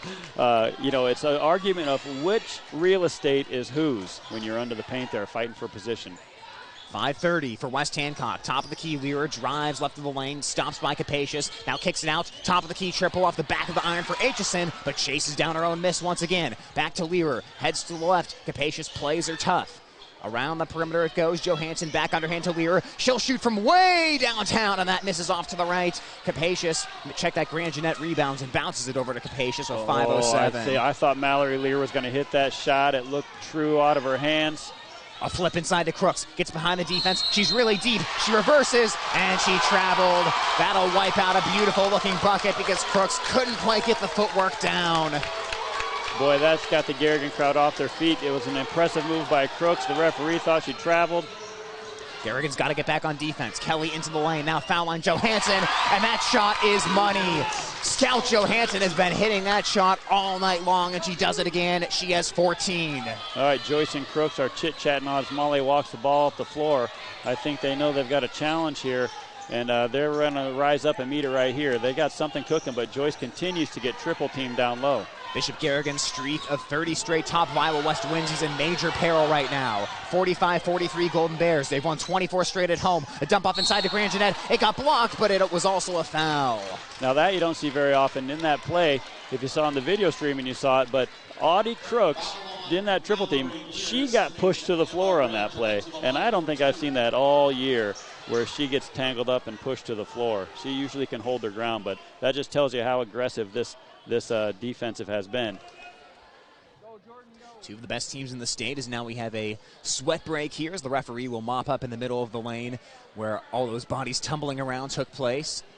Grand Jeanette will be at the free throw line here as the senior has been just under 60% this season from the charity stripe, averaging 5 points a game for the Golden Bears. And down the stretch here, even though neither team is really that close to the bonus, free throw opportunities will still be important in a defensive game like this. No, but I think those fouls are going to rack up really fast here in this next 2 minutes of play.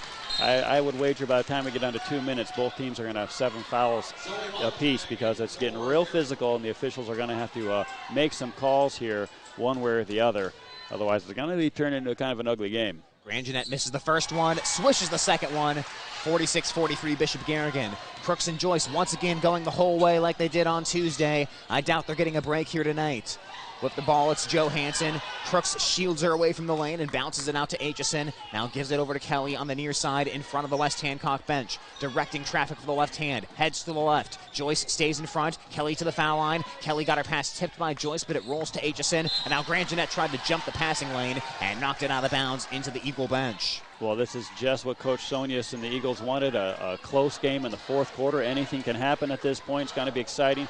Garrigan ratcheting up the defensive pressure, but West Hancock can create off the dribble. Number one, Kennedy Kelly, who has the ball right now against Joyce. Bishop Garrigan scored at least 70 points in 6 straight games. That streak is going to come to an end here tonight, barring a crazy multiple overtime game as it's 46-43.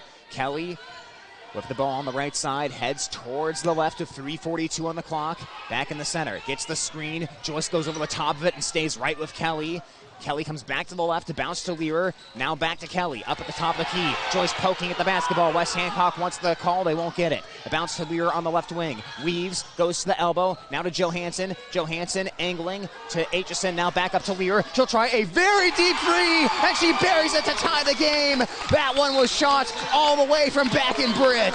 Wow, that was a one deep three. I don't see many people taking that shot. Mallory Lear shoots it with confidence. Garrigan playing some good defense. West Hancock being very patient.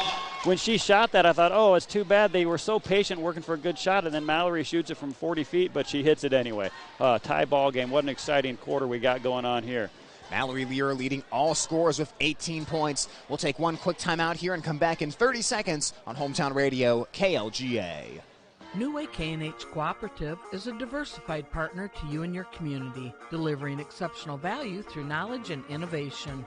They serve farmers, non-farm consumers, and commercial businesses by offering quality products and services to match each individual customer's needs. At New Way K&H Cooperative, their customers are their #1 priority. Contact them today by calling 1-800-445-4118 to find out how they can put their ingenuity to work for you.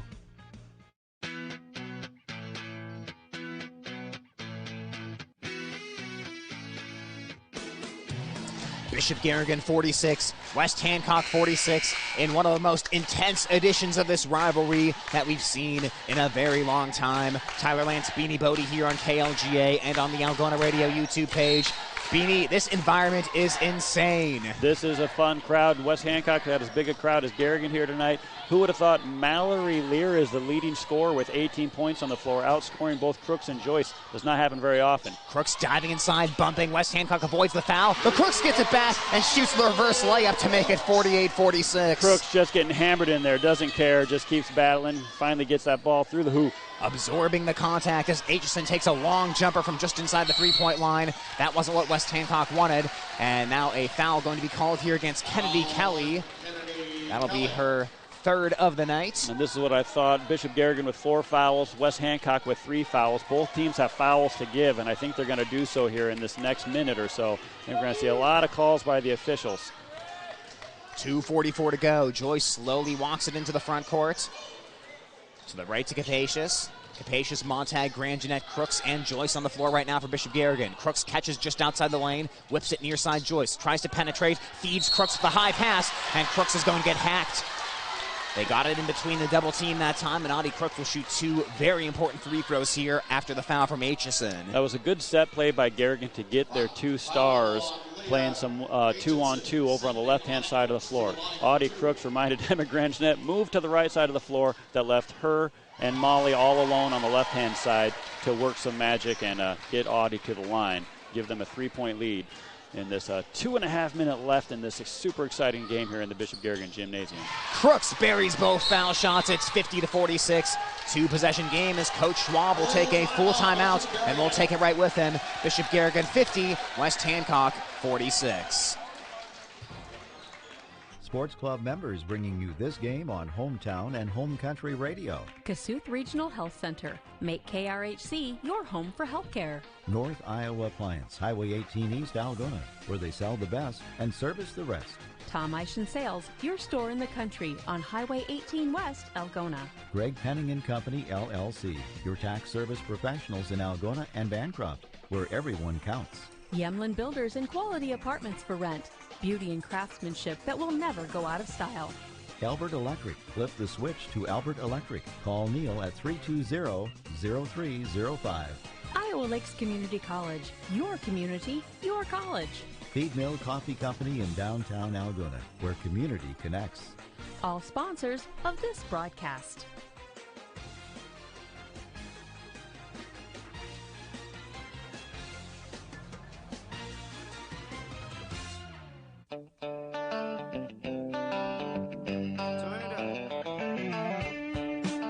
Bishop Garrigan 50, West Hancock 46. Can the Golden Bears close it out here over the final 2 minutes and 30 seconds? We are about to see, as it'll be Eagle basketball. Kelly goes to the foul line to Johansson. With the back to the bucket, Montag guarding her. Johansson pumps 3 times and bounces it to Lear. Lear looking for space, stepping back. Grand Jeanette not letting her shoot the 3 that time, and she'll give it away to Johansson.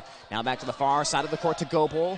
Now Kelly on the left wing, 2:07 on the clock. Kelly goes around the screen. Joyce doing a good job avoiding that screen to stay in front of her. Aitchison to the left to Lear. They left her open briefly. Sidesteps. Bishop Garrigan's defense catches up. They really don't want Lear to shoot that three. Oh, and they shouldn't. She's been hot. Here comes Kennedy Kelly working. Lear got the shot at the three. Passes it up. Gives it back underhand to Kelly. She thought about pulling a deep three. She'll turn around. She'll throw it into the body of Capacious. It tips back into Kelly's hands. Crooks tries to tie her up. Bodies crash to the floor, and a foul is going to be called against Crooks, her third of the night. Oh, wow. That is a weird sequence there. It looked like Kennedy Kelly double dribbled and traveled and then ends up picking up a foul on Crooks, who looked like she had her tied up for the jump ball. That's a tough one. It'll be on the floor. Inbounds pass goes to Johansson. Bounce to Kelly out beyond the three-point line, working to the right. Starts to head back to the left. Joyce sticks in front of her like glue. Now Kelly catches, fires, drains a deep three. 50-49, one-point game. Another incredible deep three by Wes Hancock to make it a one-point game. It's real important to go into this last minute with the lead, as both these teams have fantastic ball handlers. You don't want to be trailing in that final minute, but a one-point lead is not much to stick by. Kelly hit that three-pointer off the pass from Gopal, and a 30-second timeout called by Coach Paul Sonius. 50-49, and it'll be interesting to see what gets drawn up here. I mean, neither team in the bonus right now. 5 fouls by Bishop Garrigan, 4 by West Hancock. If you're West Hancock, if there is a player that you want to foul and be aggressive with, it's going to be Crooks. If there's one you'd want to avoid, it would definitely be Joyce. On the West Hancock side of things, everyone is pretty much in between that 50 and 60% range free throw shooting in their starting lineup, so that's all relatively the same here over the final few minutes of this game. We'll come out of the timeout here. West Hancock will have their normal starting 5 on the court, as will Bishop Garrigan minus Emma Grant-Jeanette. Montag will be in her place. Well, earlier in the quarter, Audie Crooks left to go to the timeout saying all day, all day. She knows she can get the ball in the paint, but they're going to have to fight through this triple team by West Hancock there as she tries to get position down on the block. She's working again, and a whistle on a foul called against Kelly. That's going to be number 4 here with 1:12 to go in this one. And, you know, on that possession, I was watching away from the ball there for a minute to see what was going on with Crooks. And in the high post, her and Aitchison have their hands all over each other. It has been a battle. That's the kind of foul that drives coaches crazy. It's real physical, super aggressive. Joyce flips it into Crooks, gets fouled, makes it, and she'll head to the line trying to finish a three-point play. Got behind the defense again, leaned backwards and banked it in. Wow, what a play by Crooks, number 55, showing a lot of poise, just sticking with her game there. Knocks down a big bucket for the Bears and gets to the line. 1:07 to go. Can Crooks make this a 2-possession game? She's hit a couple recent free throws, puts it up, and swishes it. A rainbow free throw makes it 53-49. Timeout, Coach Schwab. We'll keep it right here as this crowd is going crazy. Again, West Hancock, not too far of a drive, right down 18. As far as top of Iowa West opponents, these two are very close in terms of distance and based on tonight, talent as well. Oh, for sure. This West Hancock's got a great basketball program years in, years out. When Garrigan and West Hancock were in the same class, it was an all-out battle to see who was going to progress in the state tournament every year. But now that West Hancock is up a class and Garrigan in the small class, they both have a chance to make the state tournament this year. And this West Hancock team, I think, has as good a chance as any. Once the brackets come out, we'll see. But they've got what it takes. They've got fantastic defense. They've got scores. And I have not seen three-point shooting from any team in girls basketball like I've seen from the West Hancock team this evening. Now, Garrigan, last year and the year before, Coach Schwab loves to press. This team this year, he's not as likely to put the press in just because of not as quick as teams in the past, but I wouldn't be shocked if they try to make Kennedy Kelly and Mallory Lear and Scout Johansson take a little time off the clock just to get that ball up the floor. Nope, I'm wrong. They're heading out there. They're going to set up in their 2-3, which, boy, you might want to switch to a 3-2 and keep those three-pointers from raining. Yeah, I think that's not a bad idea, but we'll see how it plays out. Bishop Garrigan leading by 4 as we tick down to 1:03. With the basketball, it's Johansson. A pass to the left to Gopal. Grant-Jeanette defends. Bounce down to Aitchison. Works away from the paint. Now up top it goes to Kelly. 54 seconds to go. Joyce standing right in front of her. Here comes the screen. They switch, take us onto her. Bounce into the near corner, Gopal. Gopal works back to the left of Talir. Capacious defense. To the right wing, Kelly. Kelly attacks into the lane, and I think we'll get Grand Jeanette on the reach that time. Yeah, here comes the fouls. That's 6 on West Hancock, 6 on both teams. So the next foul by each team will be a one-on-one situation. And that's what typically happens at the end of the game. They start calling the tight fouls that earlier in the game were no calls. 42 seconds to go. Pass goes into play to Mallory Lear, 53-49. Kelly on the right wing, clearing everyone out, trying to get past Joyce. Crooks waits in the lane. Kelly turns around and flips it back out to Johansson. West Hancock has to hurry. They're kind of burning some time. A baseline jumper is short by Aitchison. Capacious rebounds, trying to pivot away from everyone with 23 seconds to go. West Hancock has to foul. That last possession was not the shot they wanted. A long baseline jumper from Aitchison, and Mallory Lear and Kennedy Kelly didn't get a shot off that possession. No, I know they wanted Lear and Kennedy Kelly to take the shot, but they passed up a couple early in the possession that were there. That was what was successful for West Hancock this whole game, was just playing good team basketball. Anyone that was open was draining shots. Scout Johansson, we saw, hit a lot of free throw line jumpers, but that time they were dead set on getting their shooters the ball. Capacious misses on the first of the one-and-one. It stays a 4-point margin. 18 seconds to go, and here come West Hancock. It's Johansson. Johansson to the left to Aitchison. Back towards her left. Rising up for a three is Go Bullets. He drains it. 9 seconds to go. 1-point game, 53-52. Wow, can it get any more exciting with West Hancock draining these three-pointers? Unbelievable shooting. They did not expect Gopel to hit the three. Crowd's going wild here. They're right in this ball game, a steal and a layup, and they've got the lead, and we've seen that happen a lot in high school girls basketball. What a finale to this good contest here in the Bishop Garrigan Gymnasium. Small high school basketball at its finest. Yeah, that was the last gasp for the Eagles. If that shot doesn't go in, game's over. But they've got a chance here. You go for the steal off the inbounds pass. If you don't get it, you foul immediately and hope you can play that game. You know what, most teams in the state, if you have a 4-point lead with 19 seconds left, you're winning. But with these two teams, they can make a lot happen in 19 seconds. They both have great team speed. They both have ball handlers. Abby Capacious misses that one-on-one, and they're right back in business. And you got to know that West Hancock's going to come out on this press and just be everywhere. And as far as team speed goes, they have a little better team speed than Garrigan. It's going to be hard for Garrigan to get this ball in bounds, but they do have 2 timeouts left if the inbounds pass is impossible. But these are young people doing things under pressure. Crazy stuff can happen. The number 2 team in Class 1A, the number 6 team in Class 2A. Who's going to be in first place in the top of Iowa West after tonight? Under 10 seconds to go for us to find out in basketball time. Capacious from the baseline. She's running, looking for room, and gets it into Joyce. Joyce with 8 seconds, and she'll get wrapped up and fouled. That's exactly what Bishop Garrigan wanted. Into Joyce, and Mallory Lear had no choice. Oh, Mallory Lear gets her speed over there, wraps up Joyce. I can see some of the boys basketball team is waiting to come on the floor. They wanted an intentional foul there. Of course they did. They're cheering for the Bears. But this puts Joyce at the free throw line. She's been there a lot. She can ice the – well, no, she can't. There's still 7.7 seconds. That did not take very much time off the clock. Who's running the clock down there? Nice job. We got to say thanks to the voice of the Bears, Bob Jennings, here tonight calling out the game, and a lot of volunteers down there. Pat Fogarty, Lance Ludwig, Gary Kinseth working hard.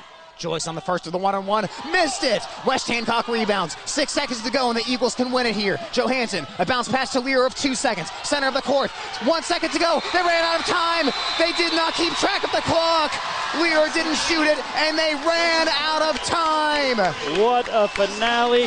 Lear had hit that shot just a moment ago. She hit the 26-footer, and she didn't take the shot with ice in her veins. I think she could have nailed it for Hancock, but she didn't get the shot off. West Hancock crowd is giving a standing ovation to their team for the effort they put forward, but the Bears were golden tonight and came out with the 1-point victory.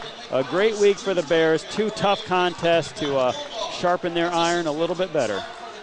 53-52 final score, and exhale. Bishop Garrigan improves to 9-3. They go to 7-0 in the conference. West Hancock drops to 8-3. They are now 5-2 in the conference. And after beating Forest City and West Hancock, Bishop Garrigan is all alone. They are up in the stratosphere right now on the top of Iowa West. Yeah, they've paved their way. All they got to do is still continue to play good basketball, take care of business the rest of the way, and hopefully come away with another conference championship.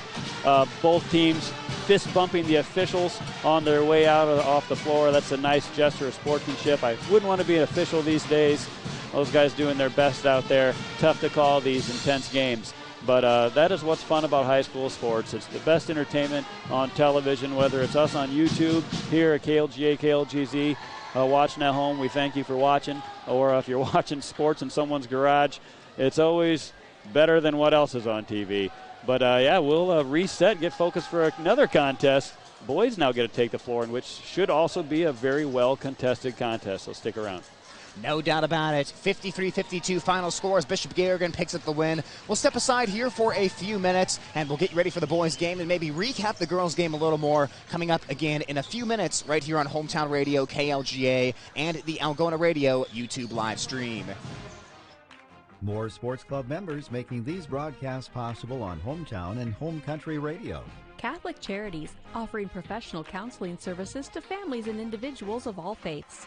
Learn more at cathchar.com. Algona Plumbing and Heating, where a good flush always beats a full house. Grassmasters, get tips and advice from their lawn care professionals. Grassmasters, growing satisfied customers. American Glass, for all your glass needs, think American. Walker Chiropractic and Wellness, serving Algona, Sway City, and the surrounding areas with chiropractic, massage, nutritional care, and physical therapy services. Dr. Bill Stroman, giving you something to smile about. Jake Ingalls Electric, for shockingly good service, call 320-4286. CB Grain Solutions, satisfaction guaranteed. All bringing you this game on Hometown and Home Country Radio.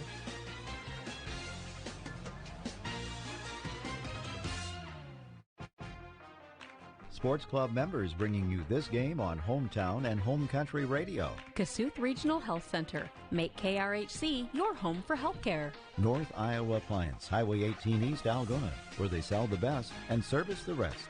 Tom Eischen Sales, your store in the country on Highway 18 West, Algona. Greg Penning and Company, LLC, your tax service professionals in Algona and Bancroft, where everyone counts. Yemlin Builders and Quality Apartments for rent. Beauty and craftsmanship that will never go out of style. Albert Electric. Flip the switch to Albert Electric. Call Neil at 320-0305. Iowa Lakes Community College. Your community, your college. Feed Mill Coffee Company in downtown Algona, where community connects. All sponsors of this broadcast.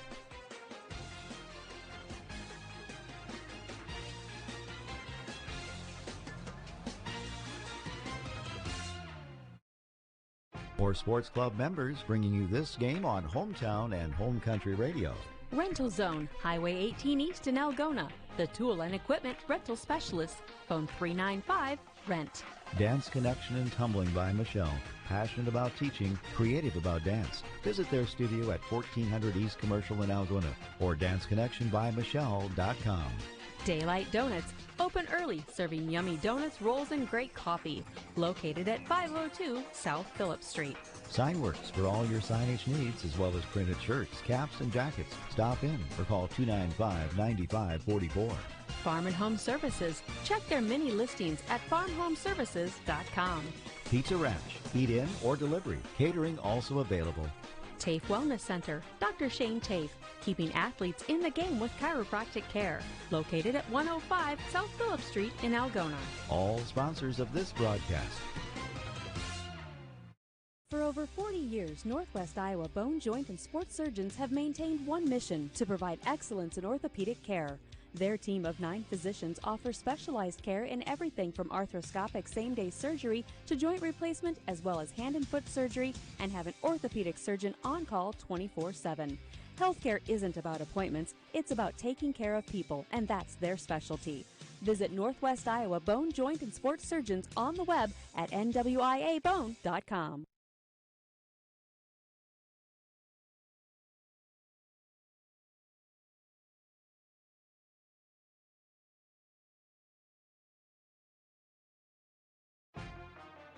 Sports Club members bringing you this game on Hometown and Home Country Radio. Kasuth Regional Health Center. Make KRHC your home for healthcare. North Iowa Appliance, Highway 18 East, Algona, where they sell the best and service the rest.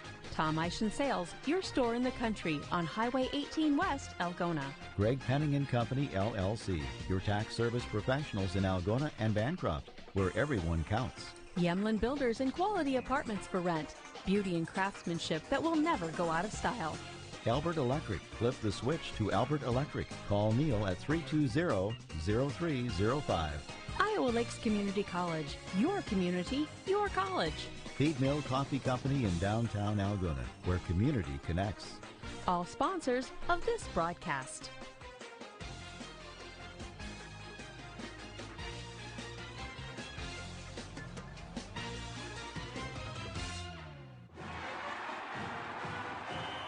I loved playing high school sports.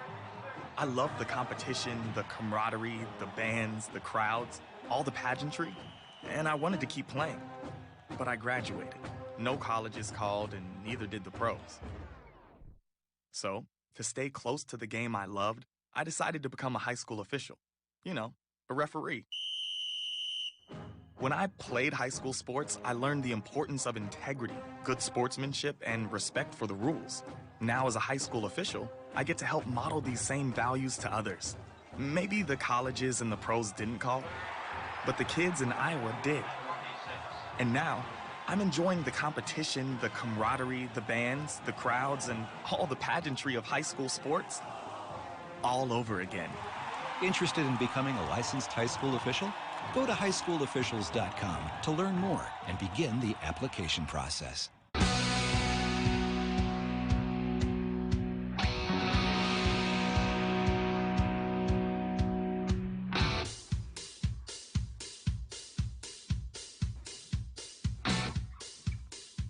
Back here to wrap up the incredible game we just saw between Bishop Garrigan and West Hancock, and then preview game number 2, which will be the boys' game of our doubleheader. I'm Tyler Lance alongside Beanie Bodie, as we'll come onto your screen here in just a second. There we are, and Beanie, I'll tell you what, Bishop Garrigan has played in state championship games, intense tournament matchups the past several seasons. They played Newell multiple times. They played up in competition with the likes of Iowa City West and West Lyon this season. That may be the most intense game they've played, maybe outside of one of the 2 Newell games, if you look at the past several years. Yeah, we've seen some good basketball games between the Newell games and playing the big schools, and now this West Hancock team. It's been really fun watching the Bishop Garrigan girls basketball team. And I'll tell you, I would rather watch these close nail-biters any day other than an 85-26 blowout that occasionally happens here. So that was a great contest here between the 2 teams. You know, West Hancock just the Fighting Eagles. They got to change their mascot name. They were just real impressive tonight. Great game plan. They really isolated Joyce and Crooks. I mean, those 2 girls usually score 20 with ease. And we went into halftime, and both of them were in single digits still. That's just a testament to the West Hancock defense doing a great job, great game plan, coming in and forcing Garrigan's hand. And then in the second half, a great job by Garrigan answering the bell. Crooks finished with 19. It was a black and blue 19. West Hancock recognized early that they were going to be able to play a physical game tonight, and you know what? It was physical both ways. Absolutely well-deserved, certainly, in a game like this, to let them play and let it be physical. But Crooks definitely had a tough time getting loose here tonight. West Hancock threw a few double teams at her. Aitchison did a good job defending, but again, 19 points, still a good total. She really had to earn that, though, and other Golden Bears had to step up as well. And she did, and she didn't complain about it, and she's one of those kids that's often misunderstood. When you're a dominant player in any sport, you tend to get the bad guy genre. Like, everyone needs someone, and Audie Crooks is that player that all the teams come in and they like, well, look at her. She's going to be tough to play against. But, she really kept her composure well, stayed poised. She's a wonderful kid, great attitude, always cheering for her teammates, and as she should. I mean, if she was going to play at the next level, she's got to handle those triple teams at the high school level. And she did tonight. She did a fine job doing it. She's an impressive young lady. On the West Hancock side of things, Mallory Learer led it for them with 18 points. Scout Johansson had 14 as well, and a very wonderful night. And just briefly talking here about Mallory Learer, she certainly deserves credit for her night because she was confidently taking triples about 6 feet, a couple even maybe 10 feet beyond the three-point line because she had the touch tonight, and she knew if West Hancock was going to win, she had hit three-pointers, and she very nearly put them on her back and led them to victory. I thought she had the ball with about 1.6 seconds left, about 26 feet from the basket. I thought she was going to shoot the three-pointer and hit it and win it for the Eagles, which would have been super exciting. But obviously I'm a homer for the Bears. Would have been disappointed. But, boy, she was outstanding tonight.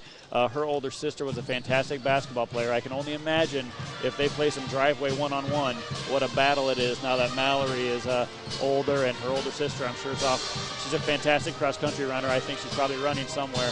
That's close to your heart, Tyler. Very close. But, yeah, just great game by Mallory Learer, and Kennedy Kelly also played a great game. Those are two good players on the West Hancock team, and they have a nice, solid team to round it out. Garrigan, meanwhile, has three very capable scorers in Capacious, Joyce, and Crooks, obviously. But tonight they also got a big three-point shot from Tigas right when they needed a bucket, and Zoe Montag had 6 points, shooting three-pointers off the bench. You know, they don't have to get all their scoring from the big three. When they're getting a little bit more off the bench, it really helps. You're absolutely right. Big shots all around for the Golden Bears as they win this one 53-52. Bishop Garrigan now with 31 consecutive wins in the top of Iowa West and 25 straight wins at home. So they are sole and alone in first place. They have a 2-game lead on just about everyone else, depending on what happens with North Union tonight. If North Union wins, they'll be in second place all by themselves, 1 game behind Garrigan. But at this point, Bishop Garrigan's beaten North Union. They've beaten Garner Hayfield Ventura. They've beaten Forest City, and they've beaten West Hancock in their toughest game since that Newell game earlier that went into overtime. So Golden Bears have seen all the best teams in the conference, and they've been able to win those games. That's how it wrapped up in the girls' game, 53-52. And now we turn our attention to game number 2 this doubleheader, the Bishop Garrigan boys. And I'll tell you what, Beanie, past 2 games for them, one before winter break, one after. They were oh so close to winning, but the young team just has had trouble getting over the hump. Yes, they were very close against North Iowa, and they were very close on Tuesday against Forest City, which I didn't expect. But as it is, I think they're 1-9, and they're just a team that's really trying to figure things out, different lineups in the mix. You know, there's not a clear 5 out there that play well together. They're still trying to figure out a combination to mesh. It's like you throw all the Scrabble tiles in a bag and shake them up, and you keep trying different combinations. And they're still searching for that combination. But they've done some good things here. They're getting much better at taking care of the ball. Turnovers have just been a nightmare for them. And tonight against this West Hancock team, who also splits a lot of their athletes. I mean, West Hancock, state champion football team, clearly they have some athletes, but a lot of those athletes are wrestling. But they got plenty here. Their quarterback, Ryland Barnes, he's out there. He's going to be the player that Bishop Garrigan has to stop. But it's going to be another, just similar to the girls' game, can Garrigan handle some defensive pressure that these Eagle boys are going to push at them? And on the West Hancock side of things, they've spun their tires in the mud a little bit here to start the season with a 3-7 record. Had a lot of expectations coming into the year, but again, you play all the way into the dome in football. Like you mentioned, some of the football players wrestling and some of the football players who are on this team were a little banged up to start the season. They had a really tough schedule out of the gate. The games against opponents like Lake Mills and Newman Catholic, 2 teams that Garrigan also saw, but again, combination of a tough schedule, maybe a little fatigue from football. West Hancock got up to a slow 3-7 start, but they won their most recent game against Belmont Clemmy in fairly convincing fashion, and if they can beat Bishop Garrigan here tonight, they'll feel the second half of their year is on track. Yeah, I think so. I mean, West Hancock, coming off of that football season, you're going to experience some sort of lull. I don't know how you can go through something as emotional as winning a state football championship, which would have happened the end of October, first week of November? I believe first week of November, if memory serves. So just 2 months ago, these kids were playing for a state championship, assuming the players were out for football, and I'm sure a lot of them were. Yeah, that's just hard to get back into another sport and get going, but they will build momentum, and I'm sure they'll be solid as it goes on, which is kind of similar to Garrigan. These boys down here still have a lot of hopes that they can still put it together and be a solid team down the stretch, and they've shown a lot of improvement recently. So Coach Meister and Coach Freilich and Coach Schnurr and Coach Tiffany, who we see down there, I'm sure have been burning some midnight oil trying to figure out what the right recipe is for this Golden Bear team. That's what we're looking for here tonight as Bishop Garrigan tries to snap an 8-game losing streak as they face the West Hancock Eagles coming up in just a moment. We'll step aside here for a timeout and bring you tip-off next on Hometown Radio KLGA and on the Algona Radio YouTube live stream. Getting the kids to practice on time. Remembering if it's your day to bring snacks. Making it to the game with a clean jersey. Why are simple things sometimes so complicated? Thankfully, with auto owners, insurance doesn't have to be one of them. Auto Owners works with independent agents who answer when you call, so you can worry about more important things, like whether your kid is going to run toward first or third base. That's simple human sense. Call PMC Advantage with offices in Algona, Burt, Corwith, Garner, Sway City, and West Bend. When you need cash on the go, there's no need to pay a surcharge fee with MoneyPass. Iowa State Bank is proud to be part of the MoneyPass network of surcharge-free ATMs found nationwide. Look for the green and blue MoneyPass symbol on over 32,000 ATMs across the nation. Or find an ATM near your vacation spot or travel destination at MoneyPass.com. MoneyPass, another way that Iowa State Bank helps people succeed. Member FDIC. With over a decade of experience, Jake Ingalls Electric is here to handle any electrical job you could possibly have. From anything agricultural related to complex commercial wiring to something simple like installing a new outlet in your home. Jake Ingalls Electric does it all. Have your wiring done right and call Jake at 515-320-4286. Jake Ingalls Electric, shockingly good service.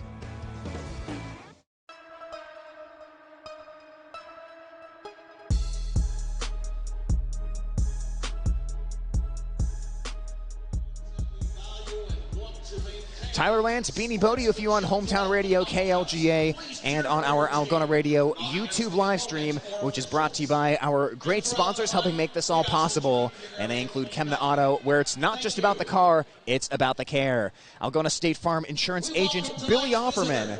Algona Municipal Utilities, where they are community-owned for community benefit. And families of Bishop Garrigan High School, all sponsoring the high school basketball coverage here on our YouTube live stream. And, of course, we do have a new sponsor coming in for tonight, and they are sponsoring the scoreboard. Greg Penning and Company, certified public accountants, and we are definitely very happy to have them on board here for the rest of the season, sponsoring our scoreboard. And it'll be interesting to see what the scoreboard says here tonight as Bishop Garrigan faces West Hancock, and certainly this is an intense matchup. It'll be hard to match up with that girls' game, as Beanie, you and I were just talking off the air. It'll be hard to match the intensity of that one, but Golden Bears have played a couple close games lately, had one slip away there at the very end against Forest City after they led by 4 in the fourth quarter, but they will try to win it here tonight against West Hancock, who is trying to get on track as well with a record of 3-7. We'll take a quick look at the starting lineup for both teams, as West Hancock will have the sophomore Mitchell Smith, the junior Rhett Eisenman, the junior Ryland Barnes, senior Logan Learer, and senior Ty Peterson. And Bishop Garrigan certainly will be having an interesting lineup tonight as they've been shuffling it around a little bit lately. First man out onto the floor is the big man, sophomore Logan Nemmers. He'll be joined by the junior Jack Grangenet. Coming out onto the court as well as the junior Ryan Noonan, who's back in the lineup. Freshman Drew Mahler will be in the starting lineup as well, and Drew Fogarty, off his season high in points, will round out the starting five for Bishop Garrigan. Beanie, what's the number one thing you're looking for here in this game? Well, every Bishop Garrigan game for these boys is all about taking care of the basketball. They've got the ball handlers out there. Jack Grangenet is the premier ball handler on the team. He'll do most of it, but Drew Fogarty is also strong with the ball. And Logan Nemmers, the big man, is pretty good with his hands down low, but taking care of that basketball is just absolutely key for Bishop Garrigan. They can't do anything until they start taking care of that basketball on the full floor. And Bishop Garrigan will also need to play some stellar defense against the junior Ryland Barnes, as Coach Meister and I talked at the halftime of the girls' game, and certainly Barnes is going to be a major focus as he's fourth in the top of Iowa West in points per game, 15.3 per game. He's a great shooter. He defends the ball well, and Bishop Garrigan will have their eyes all over number 5 tonight. At midcourt, it's the 6'4" sophomore Logan Nemmers, and he is matched up with West Hancock's big in the middle as well, the sophomore Mitchell Smith. West Hancock wearing their red uniforms, some silver as well. Or check that, that is Barnes at midcourt, I beg your pardon, as Barnes back taps, and West Hancock chases it down. Smith picks it up, and we're underway here from Bishop Garrigan High School. Smith stops at the side of the lane and immediately throws it right to Fogarty. Good start for Bishop Garrigan. To the near side, Noonan. He'll rise for a contested three right off the bat and couldn't quite get that heat check to fall. Noonan is the designated shooter. He's taken the most shots for the Bears and scored almost 10 points, average just maybe about 8 points a game. Trying to drive baseline and getting blocked is Mitchell Smith. He'll get Logan Nemmers on that foul. And, well, West Hancock will try to shoot the three-pointer tonight against Bishop Garrigan. They attempt almost 22 per game, the most in the top of Iowa West, so Golden Bears are going to have to get ready to close out here tonight. Quick rotation around the perimeter to a wide-open Mitchell Smith, but he misses it off to the left, and Nemmers cleans up the board. You know, both these teams that are struggling, we might see both teams just willing to just take whatever shot they can get. We can see a lot of shooting. Here goes another one. Grandjeanette to Fogarty, and that one rattles out. Fogarty had a hot shooting night against Forest City, but couldn't get that first look to drop, and we're still tied at 0. Jump stopping inside is Smith. Tries to go off the glass, but misses to the left, and Nemmers reliably grabs another rebound. Good board by Nemmers. Well, the teams are collectively 0 for 4 shooting. This is shaping up to be a bit of an open gym start to the evening. Every team has a hard time settling in, especially if they're struggling, which both these teams are. Grandjeanette to the right of the lane, feeds it across to Noonan on the far side, drives baseline, tries to float, got blocked by Barnes, and Barnes keeps it in play and shovels it over to the right to Learer. Learer goes to Smith, now back out to Learer beyond the three-point line. A little head fake, now around the perimeter to Eisenman. Barnes comes near side, rising for a three-pointer. It's Hinders, and that one is going to bounce off, no good. Boy, both teams wasting no time in forcing a shot up here. No one can hit a bucket yet, however. That was Hinders' 14th shot attempt of the season, and all 14 have been three-point attempts. Now Mahler will try a jumper from just outside the lane, and that one clanks off. Eisenman grabs the rebound. Now, Eisenman is a good three-point shooter. He can really get it going. Now here's a three from Barnes from the left angle, and he knocks it down and breaks this opening scoring slump for both teams. Yeah, 2 minutes, 9 shots. One of them finally goes in. 3-0 West Hancock. 30-second timeout. So we'll keep it right here as Coach Meister will take that timeout. And Barnes, second in the top of Iowa West in three-point shooting, and that time had a lot of space to shoot that one. Looked good on that stroke, and certainly with his flowing hair and red headband, he'll stand out on the court tonight. And also his play as well will certainly distinguish him. Yeah, I believe last season his brother was on the team, so it was always easy to pick out the Barnes kids, both strong young kids. Interesting that neither of these teams has showed any effort to take the ball in the paint yet. There's not a really pure size advantage that either team has over the other. It'll be interesting to see who's the first team to dare take it hard to the basket, see what happens. I predict Jack Grandjeanette might try to get in there once or twice here in this quarter. Coach Meister is going to keep the bigs fresh as he brings in Jacob Lear to replace Logan Nemmers. Ty Peterson comes into the game for West Hancock. With the basketball, it's Grandjeanette goes to the left to Noonan, who's number 5 in the conference in three-point shooting right now. Swings the ball over his head, and West Hancock is very aware that he's one of the top three-point shooters as he goes back to Grandjeanette. Grandjeanette works to the right, starts to drive in, kicks it out to Fogarty. He'll do a catch-and-shoot three, but it's off the front of the iron. Grandjeanette tries to rebound, but got tipped out of his hands, and Barnes picks it up. Good look by Fogarty. He's a good three-point shooter. Eisenman to Peterson. He'll catch and shoot for three. It's off the front of the rim. Jacob Lear almost had a goaltending there as he tried to pluck that one off the rim, but wisely pulled his hands away. And a 5-19, Bishop Garrigan has it, down 3-0. Grandjeanette flips it to the left wing to Noonan. Ryan Noonan, the junior who's exploded onto the scene this season, gives it to Fogarty up top. Now back to the left wing to the freshman Mahler. Mahler flips it into the lane to Learer, and he'll be pushed from behind by Barnes, and that'll be a foul. Drew Mahler, just a freshman, but he's tall, and he's got about a foot on Peterson, who's guarding him man-to-man, and Drew Mahler was calling for the ball there from Noonan and didn't get it. And Drew, good teamwork, heading over to Noonan right away and say, hey, look, I got a mismatch. I was calling for the ball because I got a foot on this guy, and hit me next time. Lots of substitutions. Mitchell Smith and Jackson Johnson in for West Hancock. Hollis Bodie for the first time tonight for Bishop Garrigan. Noonan just swings the ball around a couple times, and he'll try to rise for a three, but that one's off target. Quick outlet pass up to Peterson. Peterson gets past Bodie, and the layup rolls off the rim. Peterson chases it back down, though, as he stayed with it. To the top of the key, Eisenman. Now coming to the left with the ball to Johnson. Flips it onto the wing to Barnes. Pump fakes. Takes a big step, and he traveled. Yeah, that's a tough one. He doesn't think he traveled. I'm not sure he did either. It just looked awkward. And sometimes if you look awkward and it's close, the official's going to make that call. He's tried that move a couple times this season, and you're right. Sometimes it gets called, sometimes it doesn't, depending on how well he executes it and how the referees saw it.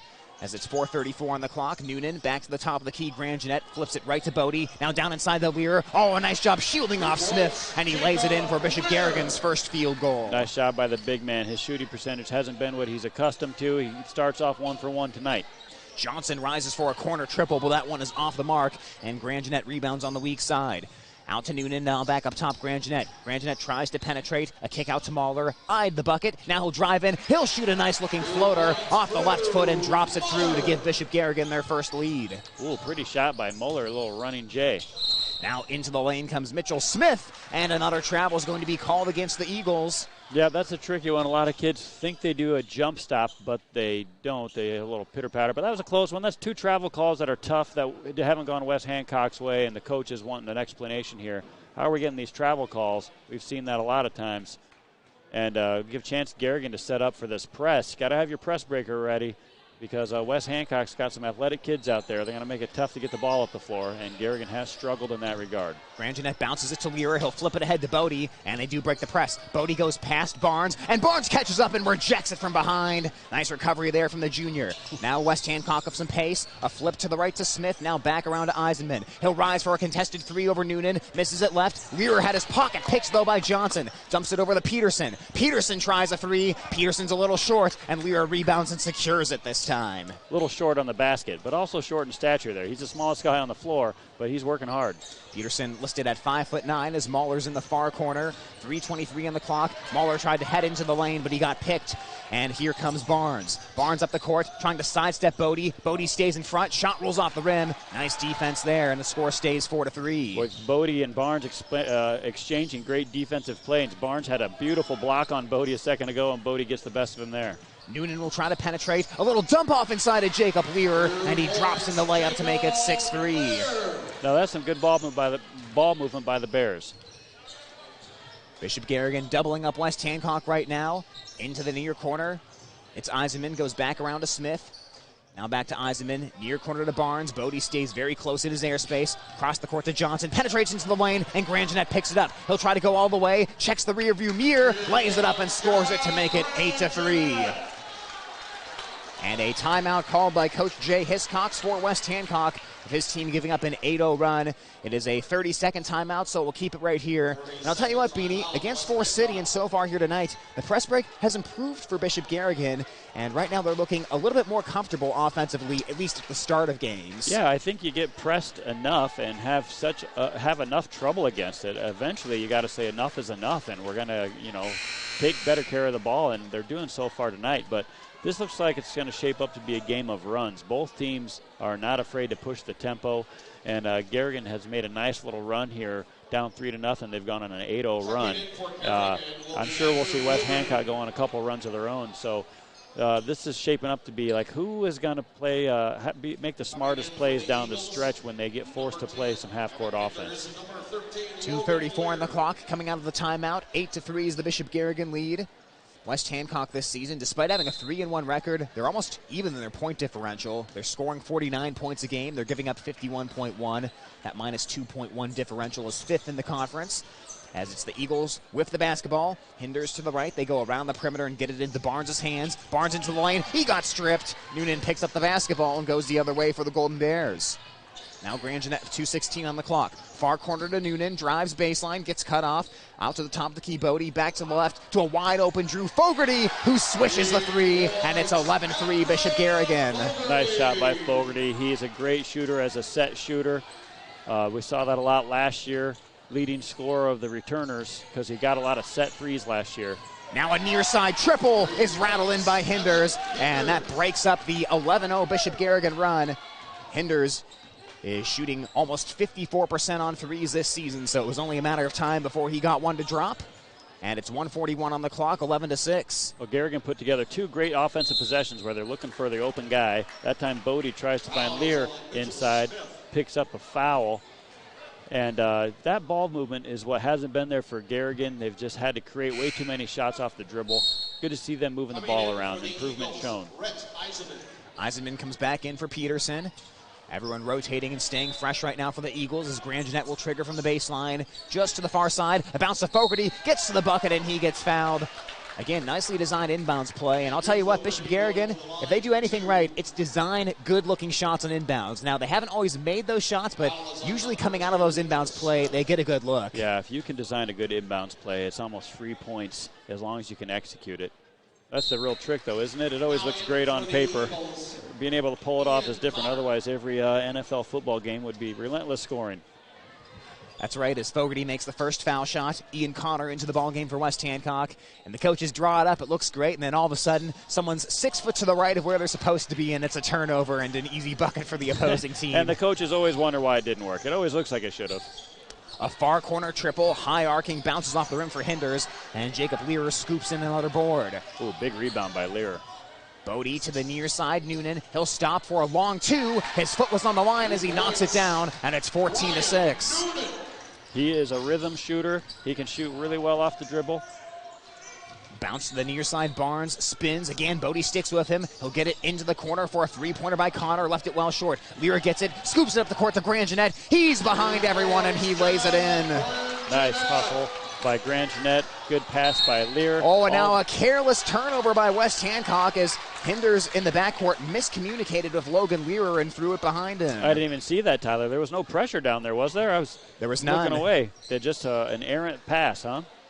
Well, that is an unforced turnover, which will drive coaches crazy. But as it is, they'll sub. They'll get set up in their 2-3 defense, see if they can slow down the Bears, who have built a surprising 10-point lead.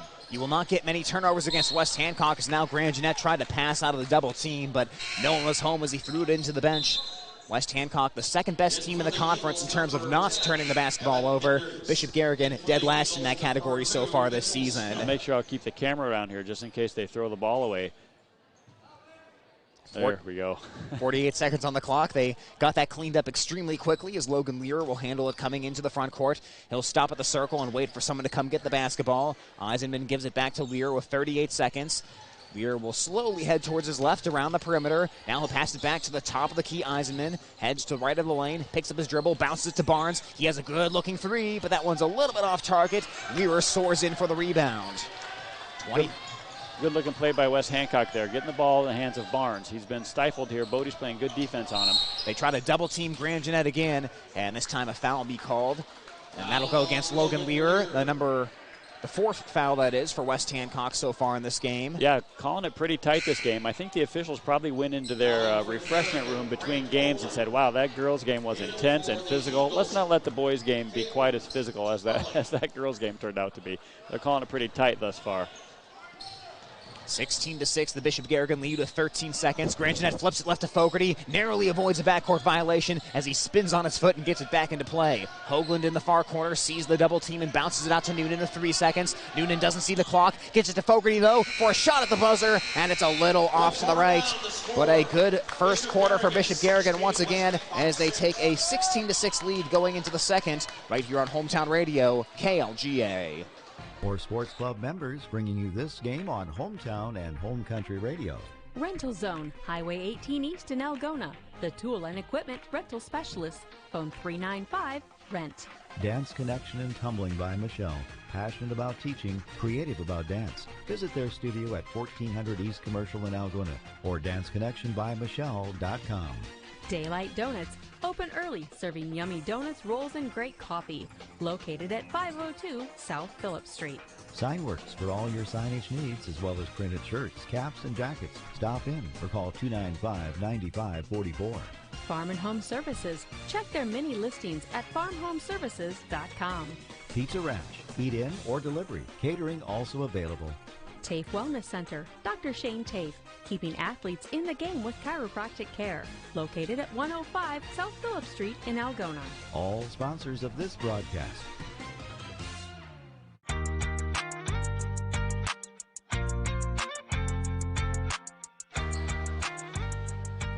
Bishop Garrigan 16, West Hancock 6 as we go to the second quarter here on Hometown Radio KLGA and on our Algona Radio YouTube live stream. Thanks for tuning in wherever you are right now as Bishop Garrigan starts with the basketball. Grand Jeanette to Hoagland. Hoagland stopping on the wing and gets it into the near corner to Fogarty. West Hancock is trying to run double teams at these Bishop Garrigan players, especially in the corner, as Noonan splits the double team and he will get fouled. That'll be the fifth on West Hancock so far in this game. That's a perfect example. Number 13 picks up the foul there.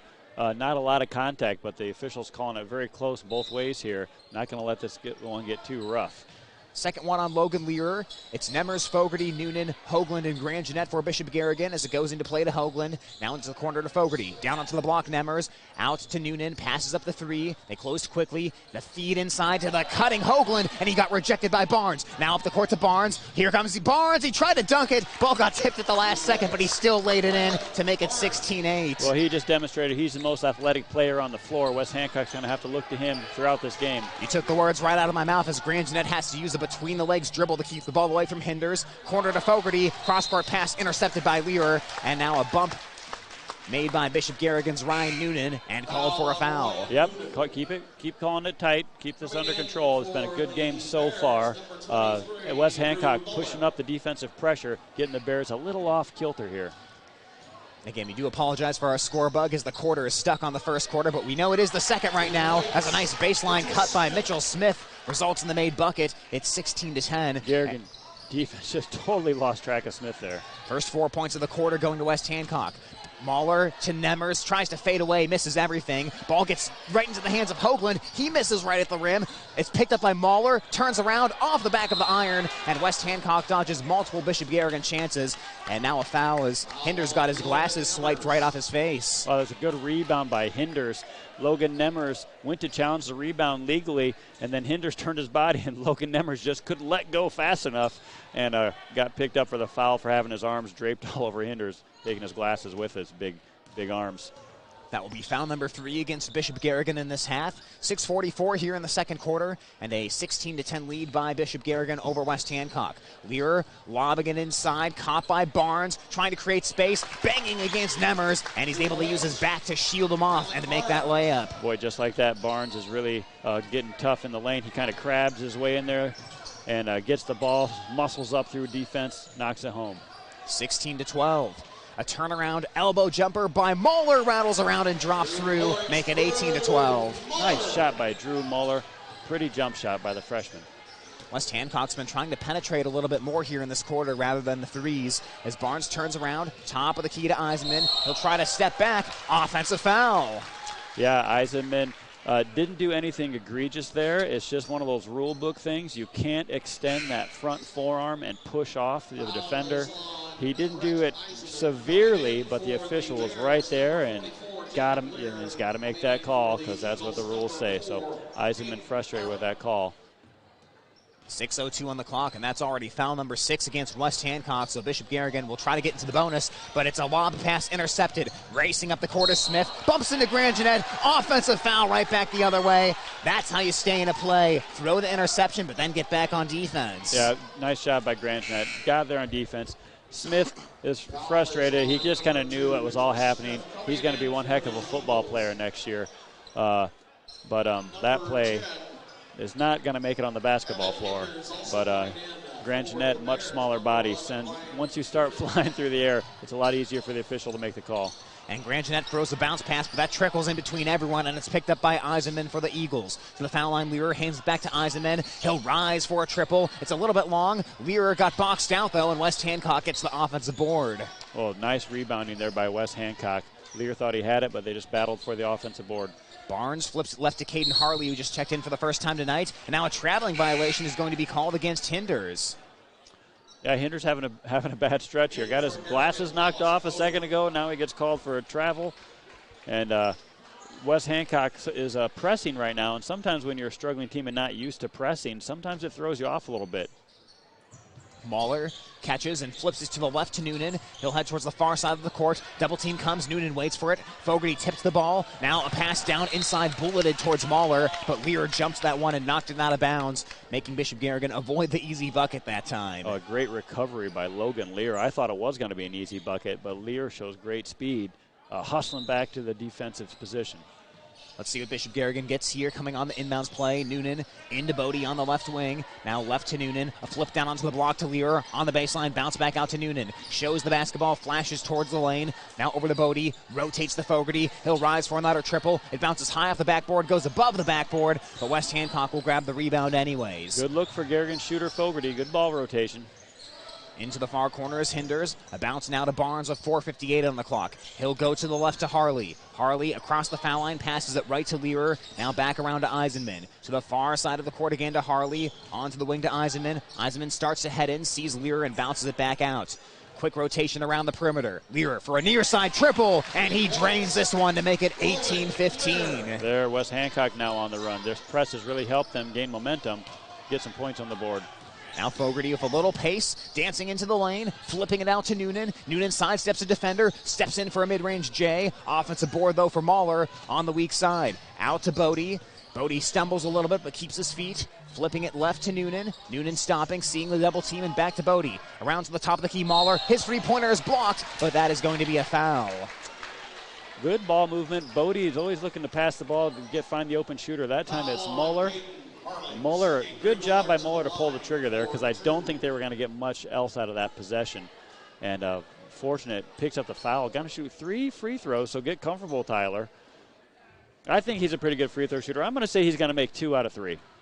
So we'll see how close you are, as Drew Mahler this season, 3 of 4 from the charity stripe, and he'll drain the first one to make it 19-15. Oh, that was a swish right through. This is looking good on my end. You know, earlier in that possession, when Ryan Noonan took that long 2-jumper, they closed really hard on him shooting that three-pointer, as Mahler swishes that one to make it 20-15. And I think a lot of teams kind of figure you're either going to shoot the 3 or take it all the way to the bucket, but Noonan's one of those rare players who will stop for that long 2. Yeah, that's why I like watching him. I like players that will pass up that 3, get a dribble in, get a little closer. We'll see if Mahler can go 3 for 3 here, win the free throw contest. And that one bounces off, and you were absolutely correct about 2 for 3, as the score will stay 20-15. Up the court to Jackson Johnson, over the Lear, passes up the open 3 and goes back into the corner to Johnson. Now Barnes, a little pump fake. Bodie trying to stay with him. Across the court to the far side to Hinders. Rotate to Learer. He'll try another 3. That's a little long. And Jacob Learer rebounds along the baseline. Well, I joke about the free throw shooting because Garrigan has hardly gotten to the free throw line this year. Occasionally the big man will get there, but very rarely do we see Garrigan getting to the line. And a holding away from the play will happen as Barnes got tangled up with Learer. A physical battle going down there on both ends. And for Barnes, that'll be his second foul. West Hancock's 9th. Yeah, this is that game being called tight. That is a thing that the Garrigan crowd is always begging the officials to call when Jacob Lear is trying to get position. He's a big guy, and he's often being held and rarely called. And the senior makes his first foul shot. That'll make it 21-15 as Lear 39.1% from the line this season. He's averaging 9.7 points per game for the Golden Bears here in his senior season. Bends the knees, spins that one up. It'll bounce off to the right side, and Eisenman will rebound with 3:43 on the clock. Coming the other way, it's Barnes. Barnes attacks the baseline, too deep to shoot it, shovels it into the lane to Learer, and with a soft touch, he's able to float it in. You know, I think they woke up a dragon there. Barnes was not happy about that foul call, and now he's really turning it on. 21-17, down to Learer, banging his way inside against Barnes. Good defense, though, as that shot didn't get close. West Hancock picks up the basketball with 3:20 on the clock. Into the near corner to Johnson, now back around to Hinders. Eisenman trying to drive past Noonan, stops. Bounce pass to the cutting Barnes, left of the bucket, and he lays it in. Yeah, Barnes exercising his authority on the lane there. He can own the lane if he goes and takes it over this game. 21-19, Bishop Garrigan's lead has been shaved to 2. Bodie, a near corner triple is long, and Barnes hugs the rebound. 2:53 on the clock. Up the court to Johnson.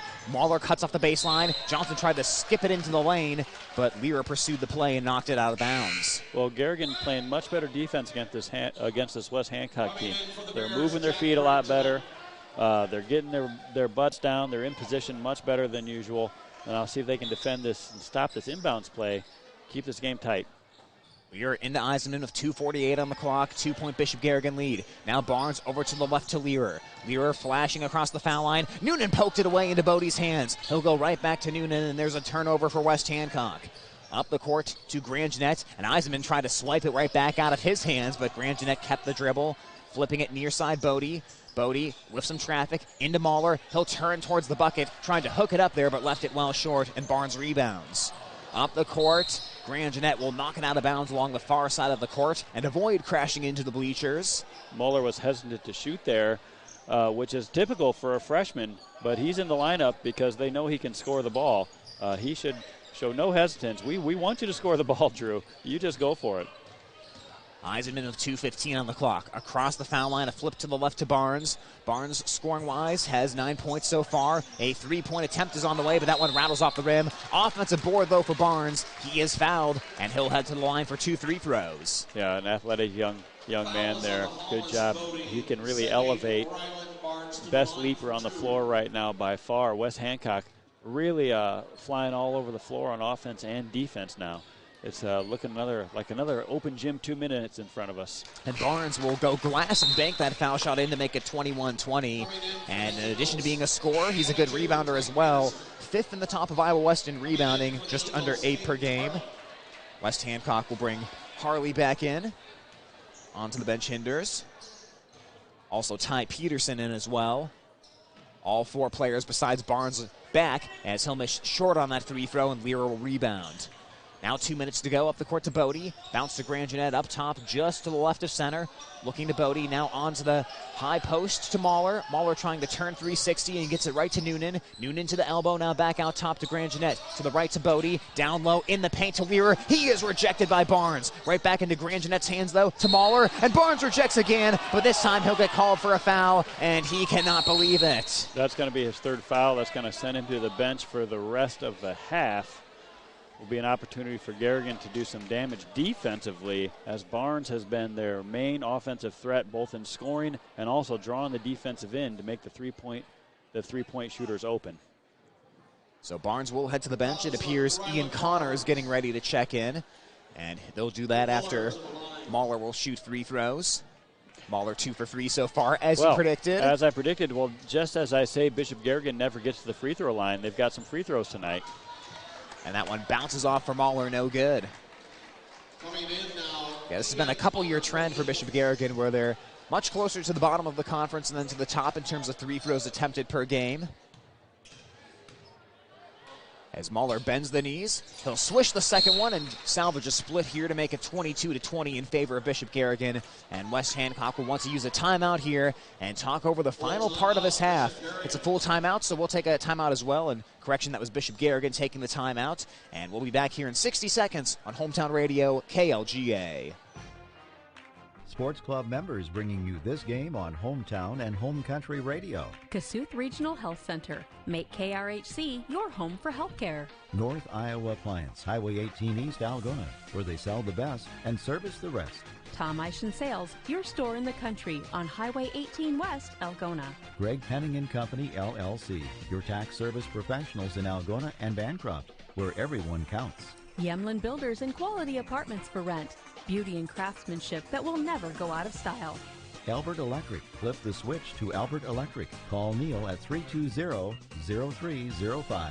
Iowa Lakes Community College. Your community, your college. Feed Mill Coffee Company in downtown Algona, where community connects. All sponsors of this broadcast.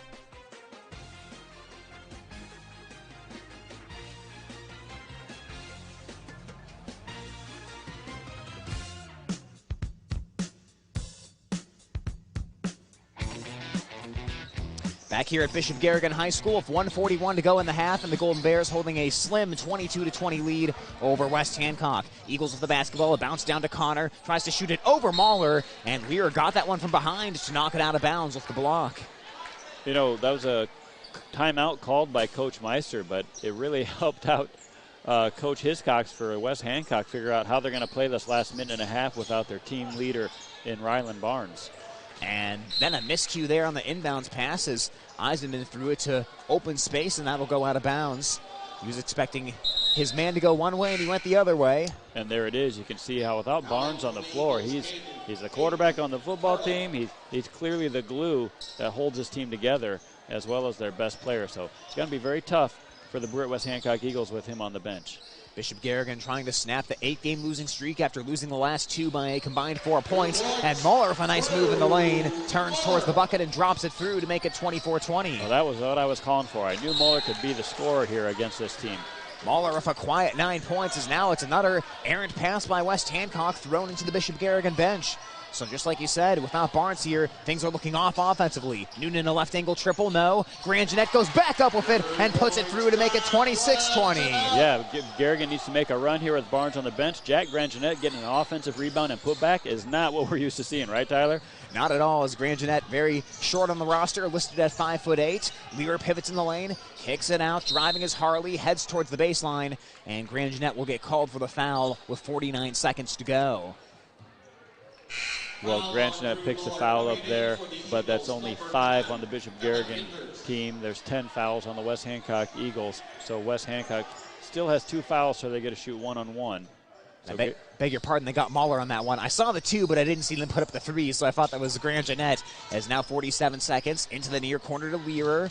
Learer works back towards the lane, kicking it out to the right, rotating around to Connor, now hinders, back to the left to Learer. Eisenman on the left wing, flashes across the foul line, and Noonan is going to get called there for bumping him. Yeah, it was either going to be Noonan on the blocking foul or Grand Jeanette on the reach, but they're using up their fouls. One more, and West Hancock will be at the free throw line.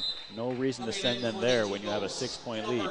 Have a good defensive stand here, go back down, score another bucket, see if you can take an 8-point lead in the half, maybe more. Ty Peterson comes into the game. He will replace Connor. It'll be a baseline inbounds play here from the far side of the court underneath the basket. Eisenman triggers, bounces it into Learer. He'll back out beyond the 3-point line as he almost lost the handle on the ball with 31 seconds. To the near side, Peterson. Now it's Johnson. Johnson takes a couple dribbles to the right, flips it back to the left. Bodie almost got his hand in the passing lane, but West Hancock keeps it. Now 21 seconds to go. Learer spinning, being pestered by Grand Jeanette, now Hoagland. Now back to one-on-one with Grand Jeanette. Spins back to the right with 14 seconds to go. Heads towards the wing, trying to run some time off the clock, 9 seconds. A flip to the left with the ball, it's hinders. Now back to the right, Peterson. He'll try a right wing triple, can't bank it in. 3 seconds to go, Bodie rebounds, scoops to Grand Jeanette, and he'll heave from 3/4 court and be off target to the left, drawing oohs and ahs from the crowd as we go to halftime. Well, best case scenario for West Hancock, they ran almost 40 seconds off the clock there. They didn't score, but they were able to keep Garrigan from scoring and getting that lead extended at all while their leading player, Ryland Barnes, was on the bench. So that's a small victory for West Hancock heading into halftime. We can expect a very spirited second half coming up.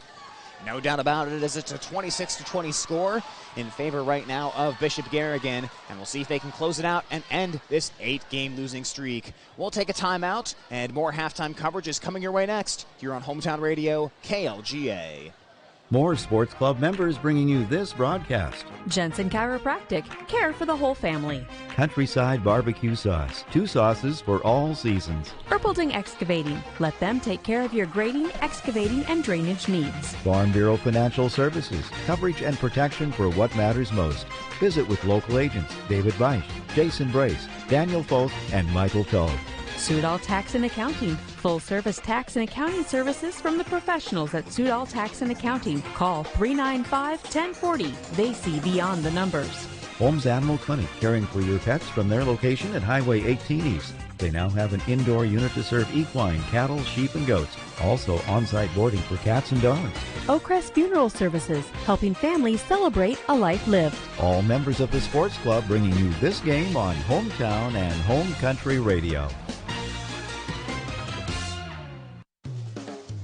With over a decade of experience, Jake Ingalls Electric is here to handle any electrical job you could possibly have. From anything agricultural related to complex commercial wiring to something simple like installing a new outlet in your home. Jake Ingalls Electric does it all. Have your wiring done right and call Jake at 515-320-4286.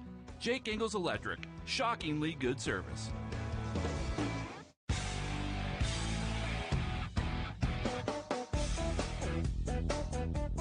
We come back here at halftime between Bishop Garrigan and West Hancock, and right now it's the Golden Bears leading the Eagles by a score of 26-20. But before we talk more about the boys' game, we'll talk about the girls' game of Audie Crooks as we come onto your screen here. Audie, first of all, what a dramatic win there. 1-point game at the end. Just take me through the final couple moments there and just how intense that was. For sure. The final couple moments, we knew that defense was key, and we knew that we needed to cover up the three-point line, and that if they scored a layup, that we could score back. And so these last couple seconds, we just said, hey, we're up. We got 9 seconds left. Let's play keep away. They're going to foul. We hit some pretty key free throws. The whole team, we finished pretty well tonight. So So I'm happy about that. So that definitely helps put the icing on the cake. And Audie, teams have thrown all different kind of things at you all season long to try to defend you. Tonight, it was just a physical battle all night. They were just trying to be very strong and not let you get that basketball. So just what were you seeing West Hancock throw at you defensively? Yeah, I definitely think with the way we're playing, we're definitely going to get everybody's best. And so we have to come out and expect that from the jump. So what I saw mainly was usually just a double team or like a sandwich, and then when the pass would come, it'd be like a triple. So then they try to contain, and they did a really good job because it makes it hard to move. You can't do anything in there. So they did a nice job of clogging up the lane, but we were able to hit some three-point shots, and we got that going pretty well, and that helped us tonight. And, Audie, I know a lot of these top of Iowa West games end up in huge Bishop Garrigan margins. This one obviously much closer. So how do you go through those final end-of-the-game situations when so many of the games do end up being such huge wins? Yeah, it's just you got to get comfortable with being uncomfortable. And a lot of our games, like you said, have been in huge margins. So, the veterans on this team who have been in this atmosphere before, we know what to do. And some of the new faces haven't been there before. So, but now we got that experience under our belt, and we were able to keep our composure and play Bishop Garrigan basketball, and that got us to win here tonight. Absolutely. Well, Audie, congratulations on the win tonight. Enjoy this one. For sure. That is Audie Crooks here giving us the final update on that Bishop Garrigan win, and we'll get Coach Schwab in here as we transition the headset over. Again, 53-52 the final score as Crooks ended up being the game's leading scorer as she finished with 19 points. And right now we bring in Coach Schwab here to wrap up this game as my partner Beanie passes us in the back. And, Coach, first of all, I was talking with Audie, 53-52 final score, one of the most intense finishes to a game we've seen. So what was your perspective there over the final couple of minutes? I thought, we were doing the right things of, we tried to finish the game, getting the ball inside to Audie, and, that was a point of emphasis in the last 2.5 minutes or 3 minutes at a timeout that we wanted to finish the ball through there, and, and we were giving her looks. It was hard for her to play through all of the displacement that was happening all night, and in the grabbing of jerseys and stuff. But she did. She played through that and played tough and hit some big free throws down the stretch. And, Coach, like you referenced, an extremely physical game against Audie Crooks, and she's seen teams try to do that against her. Sometimes, she'll get a lot of those calls. Other nights, they'll let them play. Where do you feel this game kind of stands among the physical tests she's faced in her career? Well, it's the most physical the game has been allowed to be played probably since last year's championship game that we went against. Such, when you're able to just grab jersey and hold and stuff like that, it's hard to move off of that. And but she battled through and kept her composure and kept to the grind tonight and did a nice job of hitting some free throws for us. Absolutely, those free throws were key down the stretch and icing that 1-point win. And now, Coach, of course, West Hancock did have some good rebounding moments during that night, a few second chance points. How do you clean that up going forward? It's tough. Long shots are long rebounds, and that happened a lot tonight. And we need to get better at the rebounding part of it. I thought, when we switched it to man in the fourth quarter, that caused them some issues. They hit 10 threes and probably shot 65% from the field. They really shot it well tonight. To their credit, they hit shots. They hit a lot of shots. We'd get them down 4 or 5 in the fourth, and then they'd bury a 3 to cut it to 2, and then we'd could get up 4, and then they'd bury a 3 to cut it to 1. And, it just felt like every time we just needed that one stop to get for them late, we needed a stop and a score, they'd hit a shot, So, we've got to get better on the defensive end. I thought offensively, though, we didn't attack off the dribble to the paint like we needed to do, we'll work on that in practice and clean some stuff up for next week. And, Coach, to wrap up here, this is now the 31st consecutive win within the conference, and that's an incredible streak, especially when you consider occasionally a game like this will pop up where it could go either way at the end. And does a game like this just really remind you of how incredible a streak like that truly is? Yeah, it's a tribute to we've had some really good players, really good teams, and we've had a nice run. And our run isn't done yet, without a doubt. We're on that grind, and we're on that mid-season grind that we're not everything's going to be rose petals and smiles every night, and we battled through. I'd take a learning win over an ugly loss any day of the week. So we're going to go back. We're going to get better in practice, and that streak really means nothing to me or the kids as much as we won a basketball game tonight. We found a way to win when we weren't on our best defensively or offensively. We really hadn't been crisp this week. We found a way to win 2 games this week, and we're still undefeated in the conference and moving on. Absolutely. Well, Coach, congratulations on the win, and we'll see you tomorrow. All right, thank you. That's Coach Brandon Schwab here as we wrap up the girls' game and take a quick timeout, get you to more updates on the boys' game here at halftime. Coming up next on Hometown Radio, KLGA. Getting the kids to practice on time. Remembering if it's your day to bring snacks. Making it to the game with a clean jersey. Why are simple things sometimes so complicated? Thankfully, with auto owners, insurance doesn't have to be one of them. Auto Owners works with independent agents who answer when you call, so you can worry about more important things, like whether your kid is going to run toward first or third base. That's simple human sense. Call PMC Advantage with offices in Algona, Burt, Corwith, Garner, Sway City, and West Bend. For over 40 years, Northwest Iowa bone, joint, and sports surgeons have maintained one mission: to provide excellence in orthopedic care. Their team of 9 physicians offers specialized care in everything from arthroscopic same-day surgery to joint replacement, as well as hand and foot surgery, and have an orthopedic surgeon on call 24/7. Healthcare isn't about appointments, it's about taking care of people, and that's their specialty. Visit Northwest Iowa Bone, Joint, and Sports Surgeons on the web at nwiabone.com. Looking for future leaders we can trust and believe in? Look no further than the high school student athletes right here in Iowa. High school sports teach young people how to be effective leaders.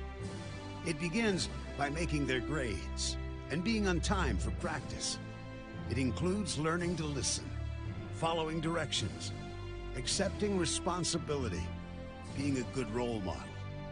And it's about respect for officials, opponents, the rules, and each other. The result? It transcends sports. It gives us hope for the future. High school sports. There's so much more than just a game. This message presented by the Iowa High School Athletic Association and the Iowa High School Athletic Directors Association. More sports club members making these broadcasts possible on Hometown and Home Country Radio. Catholic Charities, offering professional counseling services to families and individuals of all faiths. Learn more at cathchar.com. Algona Plumbing and Heating, where a good flush always beats a full house. Grassmasters, get tips and advice from their lawn care professionals. Grassmasters, growing satisfied customers. American Glass, for all your glass needs, think American. Walker Chiropractic and Wellness, serving Algona, Sway City, and the surrounding areas with chiropractic, massage, nutritional care, and physical therapy services.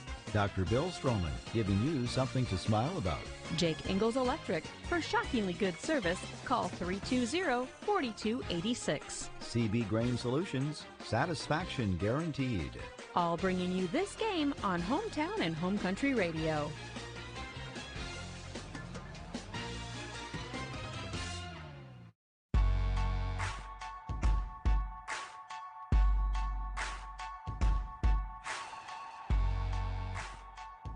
Back here at halftime between Bishop Garrigan and West Hancock, where the Golden Bears lead the Eagles by a score of 26-20. A big thank you to Audie Crooks and Coach Schwab for both stopping up at the half and giving us the update on the girls' game and their final thoughts on that one. But now we turn the attention back to the boys' game, and before we do that, a big thank you to our stream sponsors, which include Chemna Auto, where it's not just about the car, it's about the care. Algona State Farm Insurance agent Billy Offerman, Algona Municipal Utilities, where they're community-owned for community benefit, and Families of Bishop Garrigan sponsoring the stream. And, of course, also Greg Penning and Company, Certified Public Accountants, our scoreboard sponsor for video streaming. We get ready for the second half, and Beanie, as we get ready here, what's your biggest key to half number 2? Well, it's kind of playing out like I thought. Both teams have gone on a pretty consistent run. The key to the second half, you hate to focus all on one player, but can Ryan Barnes stay out of foul trouble? He's going to play the second half with 3. Comes out to the floor to start the second half. He is not just the best athlete and scorer on the West Hancock team, but he's also the captain out there that's directing traffic, and the team just plays much better when he's in there. So just pivotal that he's on the floor for West Hancock. And can Garrigan keep up their intensity? They've played a little more intensity on defense than they have. Can they continue to do that full 4 quarters?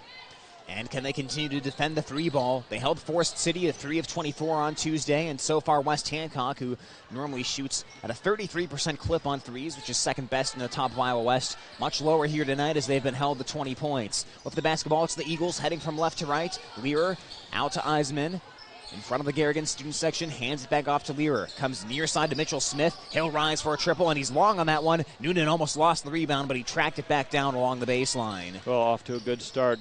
A lot of coaches always think that a three-pointer like that you don't need to take because it's just a turnover if you don't make it. But on the flip side, if you make that, boy, West Hancock's right back in at 26-23. But Noonan, a turnaround elbow jumpers off the back of the iron. And Nemers tried to tip it and keep it alive, but it went off of Bishop Garrigan, and West Hancock gets it back here. Likewise, Garrigan didn't have any reason to rush that shot there. They're up 6 points, worked for a really good look. Not that that jump shot hasn't been money for Noonan all season. But, you know, they could work some clock off there, work or maybe get something better, maybe a layup by Logan Nemers. Driving in is Barnes, hanging and floating, but leaving that one off to the left, and Nemers grabs another rebound. Nemers hasn't played a ton of minutes tonight, but he has been a rebounding machine as he has played. Now Noonan on the near side, down to the baseline, Nemers, back out to Noonan in front of the Garrigan bench. 6:56 on the clock, a flip over to Grand Jeanette, curling his way towards the lane, rejected by Barnes once again. My goodness, he is blocking shots like crazy tonight. At least 4 blocks for Barnes there as he swats that ball away from Grand Jeanette. You know, back to Logan Nemers. He's a big man, but he's got very nimble feet for a big guy, and he likes playing basketball. You can just see it out there. He enjoys the game. He's got a good jump shot. Barnes is the number 3 shot blocker in the top of Iowa West. Fogarty to the right wing to Mahler with 6:37 on the clock. Back around the perimeter it goes to Noonan. Noonan towards the baseline, stumbles, keeps his dribble with some physical defense there by Smith. Now a turnaround from Nemers. That one got tipped again by Barnes. He is having a great defensive night, and last touched by Bishop Garrigan. Yeah, just a good leaper. Logan Nemers really established good position with Barnes on his backside. Did a nice little move. But did not expect the leaping ability for Barnes to get off those toes and swat that ball away. Another block for Barnes. Eisenman across the foul line had that ball stripped away from him, but he tracks it down in front of the Garrigan student section. Then Noonan pokes it again, and it goes out of bounds. Tough sequence there for Eisenman as he had hands flying everywhere in front of him. Yeah, both teams didn't spend a lot of time in the halftime locker room. I don't think anyone's got any big plans they're going to execute here. They just encouraging their team to keep working on their game. Keep staying the course as it's a pass to the near side. Eisenman rises for a triple, and he airballs it long. Picked up by Nemers, and here come the Golden Bears. Grand Jeanette up to Noonan, heads towards the baseline, fades away for a jumper. That one rattles out, and Barnes rips down the rebound. Up the court to the right wing to Eisenman. He'll try another 3, and this time he splashes it through to make it 26-23. His first 2 shots of the half were way off the mark. You knew he was kind of zeroing in, just getting that targeting equipment, focusing on that rim. He swishes that one. He can heat up. Garrigan really needs to make sure they get a hand in his face. He's got the green light, taking 6 threes per game. Fogarty tries to answer for right angle triple, but it bounces high off the iron, and West Hancock rebounds. Underhand scoop to Barnes, spins away from Fogarty, jump stopping into the lane. A nice move, and he banks it in to make it a 1-point game. Oh, that is an impressive move. He gets airborne, lands in the jump stop, can do whatever he wants after that. Nice job. And now a foul called against Hinders. Boy, I'll tell you what, Barnes, you mentioned he's a good jumper. Just that quick trigger explosion off the ground every time he jumps or cuts. And it is just so hard to stay in front of him, which made some of the Bishop Garrigan defense in that first half even more impressive. Yeah, it is impressive. You know, he's at the bottom of that 2-3 where he can swat shots away, we've seen him doing. But Garrigan might want to just take that right at him, see if they can get another foul on him, because a 4th foul in the beginning of the 3rd quarter would be huge. And they try it. Mirror inside. Barnes is defending him. He'll pass it away to the Noonan on the left wing with 4:55 on the clock. Back in the lane, Fogarty. He's banging his way inside, but Mitchell Smith tips that ball out of bounds, and it'll stay with Bishop Garrigan. Mitchell Smith has been on the wrong side of a few calls tonight, where he's just so close to making a great play, and that time they called it off of him. Grand Jeanette looking for a cutting Fogarty. Splits the defenders, leaves the layup short, though, and Barnes rips in on a rebound. Hinders up the court, getting it to Smith. A kick out to the far corner. Rotation over to Hinders. He'll try a 3 and he'll swish it. West Hancock back in front, 28-26. Oh, they're hot. And once they get rolling, everyone's going to start making threes. Good timeout by Coach Meister here to cool them down. So timeout by Coach Meister with 4:33 on the clock and a 2-point deficit for Bishop Garrigan. It is a 30-second timeout, so we'll keep it right here if the score 26-28. And I'll tell you what, if you keep banging your head against the wall, eventually you're going to get through. It might be painful, but eventually you'll get through. And that's really what Bishop Garrigan is trying to do with all these close games. And this game has every making of being a close fourth-quarter ball game. Well, they sure gave up their 6-point lead pretty quickly here. West Hancock starts out on an 8-0 run, courtesy of 2 3-point shots and a really nifty drive to the basket by Ryland Barnes. But part of that is because their defense has come out completely flat. They came out of the locker room. They spent 4 minutes shooting the basketball, and the quarter started, and their offense looked like it was up to the par, but as far as energy, but their defense just does not look like it has even close to the same energy that it had in the first half. They're going to have to pick that up. So Garrigan will try to break up the 8-0 run as we're down to 4.5 minutes in this third quarter. To the elbow to Mahler. Now back up top of the key, Grand Jeanette. To the left, Noonan. Down low to Fogarty. Spinning into the lane. Going up with the right hand. No. It goes into Lear's hands. A kick out to Noonan. He'll try triple. And that one rattles out. Boy, Noonan is just slightly off tonight from that 3-point shot. Up the court it goes. Here comes Harley down the baseline. And a rejection by Jacob Learer. That was a big rejection by Lear. You know, go back to the Garrigan offense. I like what they're doing. They've got Fogarty getting the ball in the paint, and he is good with the ball in the paint. He just can't seem to get that ball to get through that little metal hoop. But stick with it. He'll get those points and get to the free throw line occasionally. Now let's see what West Hancock has on idea on their out-of-bounds play. They gave up the three-pointer. They get it into Hinders as Bodie briefly replaces Fogarty. Fogarty actually had a double-double against Forest City with his 15 points and 11 boards. 4:01 on the clock. Working his way into the near side to Connor. They'll leave Connor some space. He'll come back to the left. Hinders around to Barnes. Bodie stays in front of him. Barnes goes across the lane, puts one high off the window, but it's too high, and Mahler rebounds.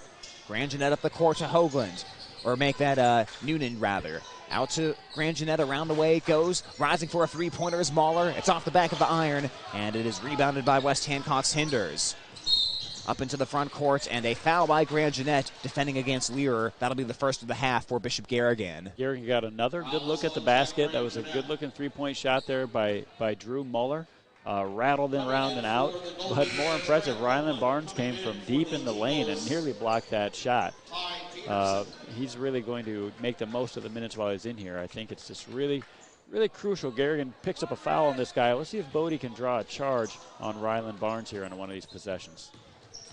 Bounce pass into play to Learer. He'll head towards the left. Grand Jeanette trying to stay in front of him. Stops near the foul line now. Back to the right to Peterson, who just checked in for the Eagles. And we'll get a whistle and a foul against Hoagland as Eisenman tried to go past him. Yeah, a little hand check by Hoagland. Got to keep your hands off. It's hard to do. Another one of those things that's not always called, but good job by the officials here calling it tight, keeping this game under control. 28-26 West Hancock. Learer in front of the Bishop Garrigan student section. Over to Eisenman. Trying to get Barnes coming around, but he'll pass it to the near side. Hinders instead. He'll try a three, but it clanks off the front of the rim. Hoagland with a nice rebound, able to take it away from Hinders and get it to Bodie. Hoagland comes back up the court. Bishop Garrigan lets him catch up. A flip down low to Lear. Out into the corner, Bodie. 3:04 on the clock.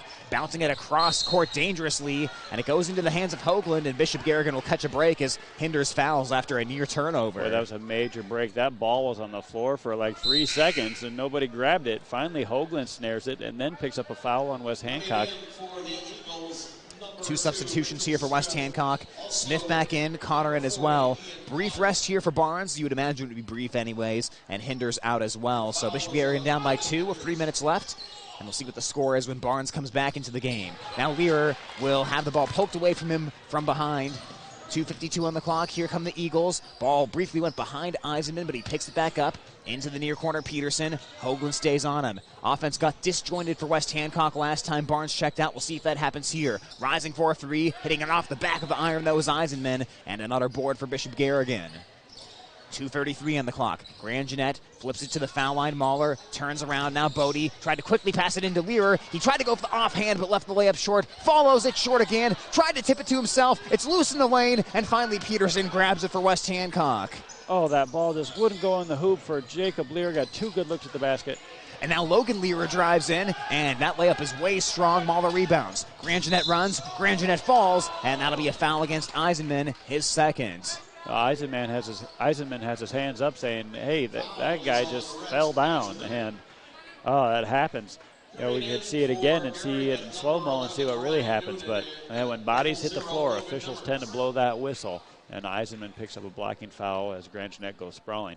Grand Jeanette usually picks up some buckets. He's got 4 points tonight on drive to the basket. Let's see him drive that lane. Nemers into the game for Bishop Garrigan, and he gets it, kicks it out to Bodie, now down onto the block to Mahler, out into the high post to Nemers, takes one dribble and passes it left to Noonan. Noonan angles towards the baseline, fades away for a long jumper, and he splashes that to tie it at 28. There's that pretty Ryan Noonan jump shot. An old school mid-range jumper there. With 1:41 left, we are tied. A bounce into the lane, now out to Eisenman. Tries to penetrate, stops just inside the foul line and gives it to Smith. Smith attacks right of the lane, but his layup is a little bit off target, and Nemers rebounds again. Grand Jeanette heading towards the far side of the court, gives it to Bodie. A flip to Mahler, back to the basket, now back to Bodie. Tried to fire it down low to Nemers. Got knocked away, though, by Smith out of bounds. Well, here's a chance for Garrigan to drop an inbounds play here. They got Nemers, a good jump shooter, and they've got Noonan on the backside come off a screen here. Now coming in for the Eagles, Caden Harley. Couple substitutions for West Hancock. Caden Harley, Evan Hinders both into the game with 1:20 on the clock. Grand Jeanette from the baseline. Waits for Noonan to flash open. Noonan will try another long two from the foul line extended, but he can't quite get that one to drop. And with a 28-28 tie, West Hancock will have it here. Eisenman heads to the left, bumping against Grand Jeanette. They let that one go. Connors will hand it off to Smith, who curls around, down to the foul line, into the lane, a fake to the baseline. Now goes outside Eisenman. He'll try a three, and he's a little off target. Ball got tipped into Smith's hands, though, and then Noonan took it away. Noonan will run. Here's a possible 3-on-2. Noonan spins towards the bucket, puts it up, and left it short. Not a great fast break that time for Bishop Garrigan. 42 seconds to go as Eisenman angles towards the far side. Bumping with Grand Jeanette, creating space, shooting the jumper, and that one rattles off, no good. Nemers, a behind-the-back dribble for the big man. Look at him handle that basketball. Now Mahler will drive baseline. He'll float. It's short, tipped away, and it's picked up by Harley. Boy, what a crazy pace by both teams, and neither of them want to score. To the far side, Hinders. He'll try a three, and he'll can that one to make it 31-28. Finally, someone puts a basket together. Boy, both teams just struggling here to get any offense going. 3-point lead for West Hancock. Mahler catches over the top of Eisenman, comes near side Grand Jeanette. He'll try a triple, but that's off the front of the rim, and the buzzer sounds, ending quarter number 3. That was a grind of a quarter, and Bishop Garrigan was only able to put 2 points on the scoreboard, but they are in striking distance going to the fourth. We'll take a timeout and come back in 60 seconds here on Hometown Radio, KLGA. For Sports Club members, bringing you this game on Hometown and Home Country Radio. Rental Zone, Highway 18 East in Algona. The tool and equipment rental specialist. Phone 395-RENT. Dance Connection and Tumbling by Michelle. Passionate about teaching, creative about dance. Visit their studio at 1400 East Commercial in Algona or danceconnectionbymichelle.com. Daylight Donuts, open early, serving yummy donuts, rolls, and great coffee. Located at 502 South Phillips Street. Signworks for all your signage needs, as well as printed shirts, caps, and jackets. Stop in or call 295-9544. Farm and Home Services. Check their many listings at farmhomeservices.com. Pizza Ranch. Eat in or delivery. Catering also available. TAFE Wellness Center. Dr. Shane TAFE. Keeping athletes in the game with chiropractic care. Located at 105 South Phillips Street in Algona. All sponsors of this broadcast.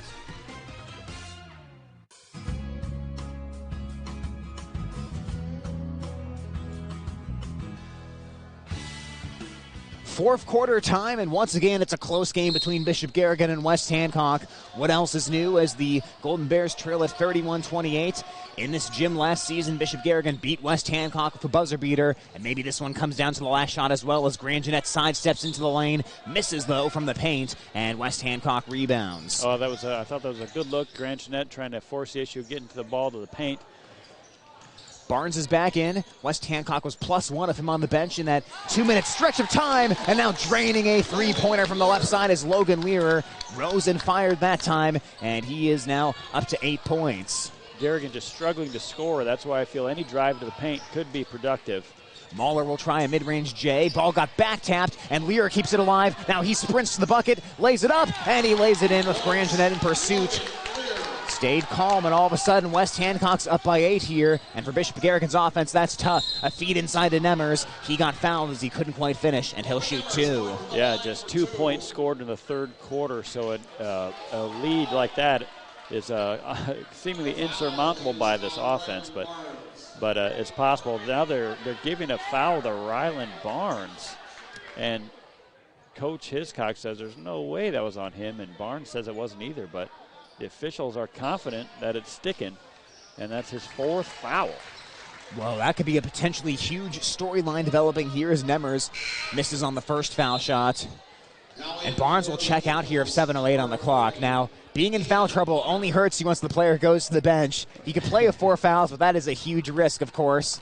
Yeah, it definitely changes the way you play when you're playing with 4 fouls. Barnes has at least 5 blocks on the day. That's going to make him much more tentative trying to block those shots if he's got 4 fouls. Nemmers gets both of them to drop through, making it 36-30. His first 2 points of the night. Logan Lear kicks it to the far side of the court to Hinders. Again, we'll keep track of how this game goes while Barnes sits on the bench. Into the lane, bumping and unable to finish on the floater is Lear. Grangenet comes out with it. Grangenet attacks, goes right to the bucket, and that time ball got rejected cleanly as Grangenet couldn't finish. 6:57 on the clock now. Back the other way, West Hancock. A nice bounce pass to Eisenman, who stops for an elbow jumper. That one misses off to the right. Deflects right into the hands of Connor, though, who finishes from the center of the paint. Well, that got the West Hancock bench excited. They know those points are bonus points when you get an offensive rebound from that player and get 2. That's big for them. 38-30. Extra shots have killed Bishop Garrigan this season. They've had 4 games so far this year where the opponent has taken at least 11 more field goal attempts than the Golden Bears. And they'll have to avoid extra shots down the stretch. Oh, a bullet pass inside to Mauler. Threading the needle was Drew Fogarty, and that makes it a 6-point game. Pretty pass by Fogarty. They were looking discombobulated. No one knew what to do. Fogarty finds an easy 2, but getting the ball to Mauler, that was nice. Mauler has 11 for the 2nd consecutive game. Now attacking is Mitchell Smith. Hangs with the right hand, and he was pushed and will now shoot 2 foul shots. Good drive to the bucket by Mitchell Smith. Goes up with a right-handed jump hook. Almost gets an and one situation, but the ball didn't fall through the hoop for him. You know, the question down the stretch is who's going to score? And Coach Meister's thinking the same thing I am, and he puts Ryan Noonan back in there because he is not afraid to pull the trigger. Full timeout called, so we'll take one as well. Coming back here in just a moment on Hometown Radio, KLGA. When you need cash on the go, there's no need to pay a surcharge fee with MoneyPass. Iowa State Bank is proud to be part of the MoneyPass network of surcharge-free ATMs found nationwide. Look for the green and blue MoneyPass symbol on over 32,000 ATMs across the nation. Or find an ATM near your vacation spot or travel destination at MoneyPass.com. MoneyPass, another way that Iowa State Bank helps people succeed. Member FDIC.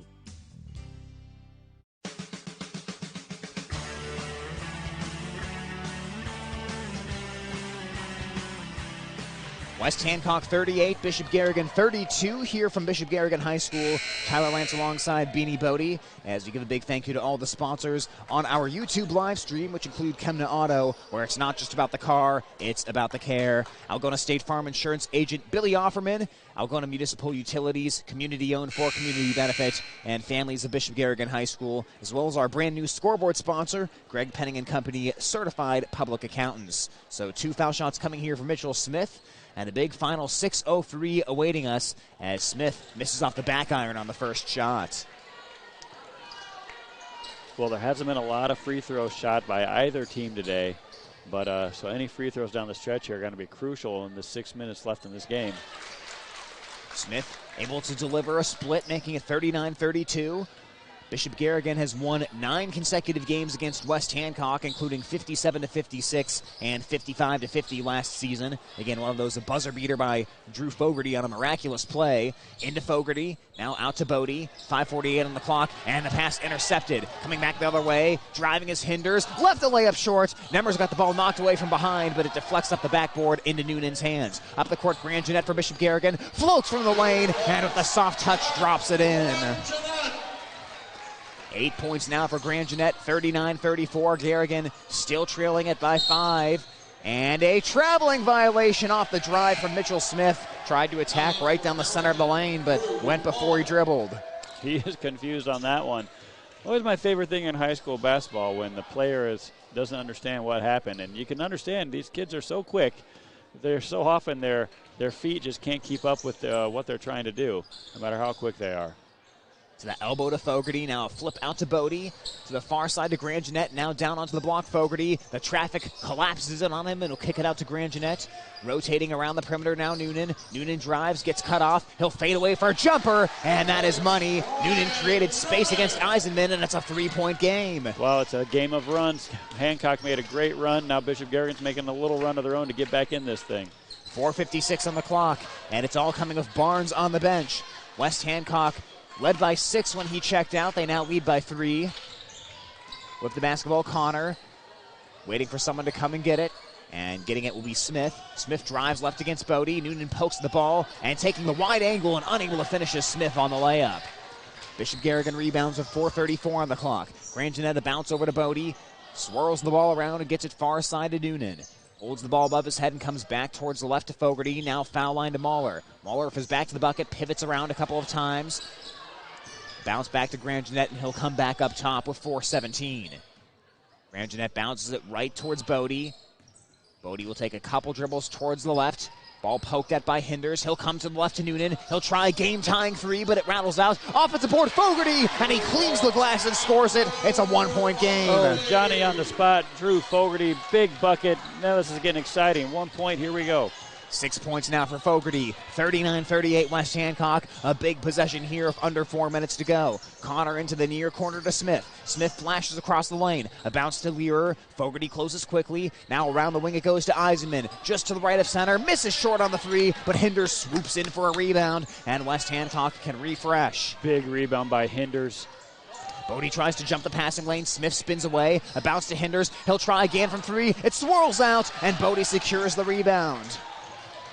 3:25 on the clock, 1-point deficit, Bishop Garrigan. Noonan drives, blows past the defender, hangs for a jumper, and it rolls off the rim. Smith will rebound, and Drew Fogarty gets called for the foul. Bishop Garrigan's 4th. Well, that's why Coach Meister puts Ryan Noonan back in there. He shoots the ball, he's fearless, he just creates shots, and just like that, they're back in the game with some good ball movement.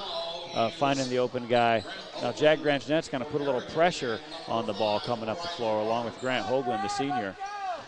Hoagland sneaks into the backcourt, guarding against Learer, who crosses over and gets across the timeline. A bounce to the left to the man who just checked back in, Rylan Barnes, for the final 3:10. He has the 4 fouls. A bounce behind Barnes, but he's able to turn around and secure it. Now back out to Eisenman. A catch and shoot, left angle 3, bounces out. Barnes saves it though and tips it over to Smith, already making an impact. Now to a wide open Logan Learer. He's just off on the 3-pointer, and Grand Jeanette secures the board. 2:50 on the clock. Bishop Garrigan still down by 1, trying to come all the way back after being down by 8 here in this quarter. They had a 10-point lead in the first. Over the Hoagland. He'll try triple. It swirls out. Oh, and Mahler had a hand on it, but it popped away from him into the hands of Eisenman. 2:35 on the clock. Up to Smith. Now to the top. It's Barnes sizing up the defense. A flip to the right. Hinders now down to Smith. Back out top to Learer. Around the 3-point line it goes. Now back to the right to Smith. Smith takes one dribble. He falls, and that's because Fogarty blocked him and fouled him. Fogarty's picked up 2 quick fouls this quarter, but no one in severe foul trouble for the Bears. So right now their team has 5 fouls, and West Hancock has 4. 2:20, a bounce pass into Lear, and he'll underhand scoop it to Eisenman. He's been taking a lot of threes so far this quarter, but only has 3 points so far in the night. Now it's Barnes with 2:10 on the clock. Gives to Smith. Fogarty creeps out to defend. A little handoff to Eisenman near half court. Grand Jeanette's on him. Eisenman heads to the right, goes around the screen from Barnes. Grand Jeanette goes under the screen. Now a bounce to Barnes, working against Mahler. Heads right of the lane. He's off the back of the iron. Great defense by Mahler. Rebound Fogarty. The ball is thrown behind Hoagland, who wasn't ready, but Mahler picks it back up, and a foul is going to be called against Eisenman. That was a horrible-looking play for Bishop Garrigan that turned into a good play with the foul. They are lucky they got out of that alive, plus the foul. That everything turning up roses for Bishop Garrigan on that one. First, Ryland Barnes misses a point-blank take to the basket, which he's made earlier this evening. Ball doesn't fall for him, and then Garrigan nearly turns it over. But now, here's they got Hogan is in there to shoot that three-pointer. Hoagland trying to bounce it to Fogarty, and Eisenman almost took that one away. A flip to the left, Noonan with 139, now baseline to Grand Jeanette. Golden Bears down 39-38. Mahler cuts into the lane, off the back iron, tips it off the glass, right to himself, throws it back up on a side angle, and he puts it in to put Bishop Garrigan up by 1. 13 points for the freshman. Quickly the other way, Smith, he rolls it off the rim, but he got fouled. Oh, he wanted that to go through the hoop so badly. He pounds the mat up against the wall in frustration. He almost had an and-one situation, but it didn't go in for him. Boy, how about that shot on the other end by Moeller? I think that might have been one of the ugliest shots I've seen all season. But credit to Drew Moeller. He got it out of his hands before he could draw any contact or get it blocked. And he has a knack for doing that, and he sinks it. Nice job by the freshman, put Garrigan ahead. Smith misses the first foul shot. Right in front of the Garrigan student section there, making some noise. And he'll rattle in the second one to tie this game at 40. Smith, 4 points tonight. Grand Jeanette trots into the front court and passes it left to Noonan. Noonan, a flip to Fogarty just inside the three-point line near the center. Now back to the left, Noonan to Fogarty. He'll rise for a three. Off to the left. Mahler tips it, but it's into the hands of Barnes with 1:05 on the clock. Barnes up the near side of the court, striding with his hair flowing behind him. Dribbles between the legs with 58 seconds to go. And Coach Hiscox is going to take a full timeout for West Hancock with 58 seconds. We'll take it with him back in 60 seconds here on Hometown Radio, KLGA. For Sports Club members, bringing you this game on Hometown and Home Country Radio. Rental Zone, Highway 18 East in Algona. The tool and equipment rental specialist. Phone 395-RENT. Dance Connection and Tumbling by Michelle.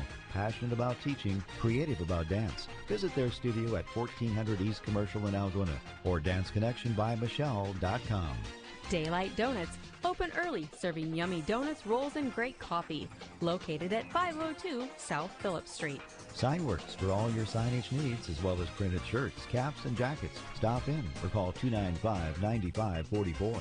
Farm and Home Services. Check their many listings at farmhomeservices.com. Pizza Ranch. Eat in or delivery. Catering also available. TAFE Wellness Center. Dr. Shane TAFE. Keeping athletes in the game with chiropractic care. Located at 105 South Phillips Street in Algona. All sponsors of this broadcast.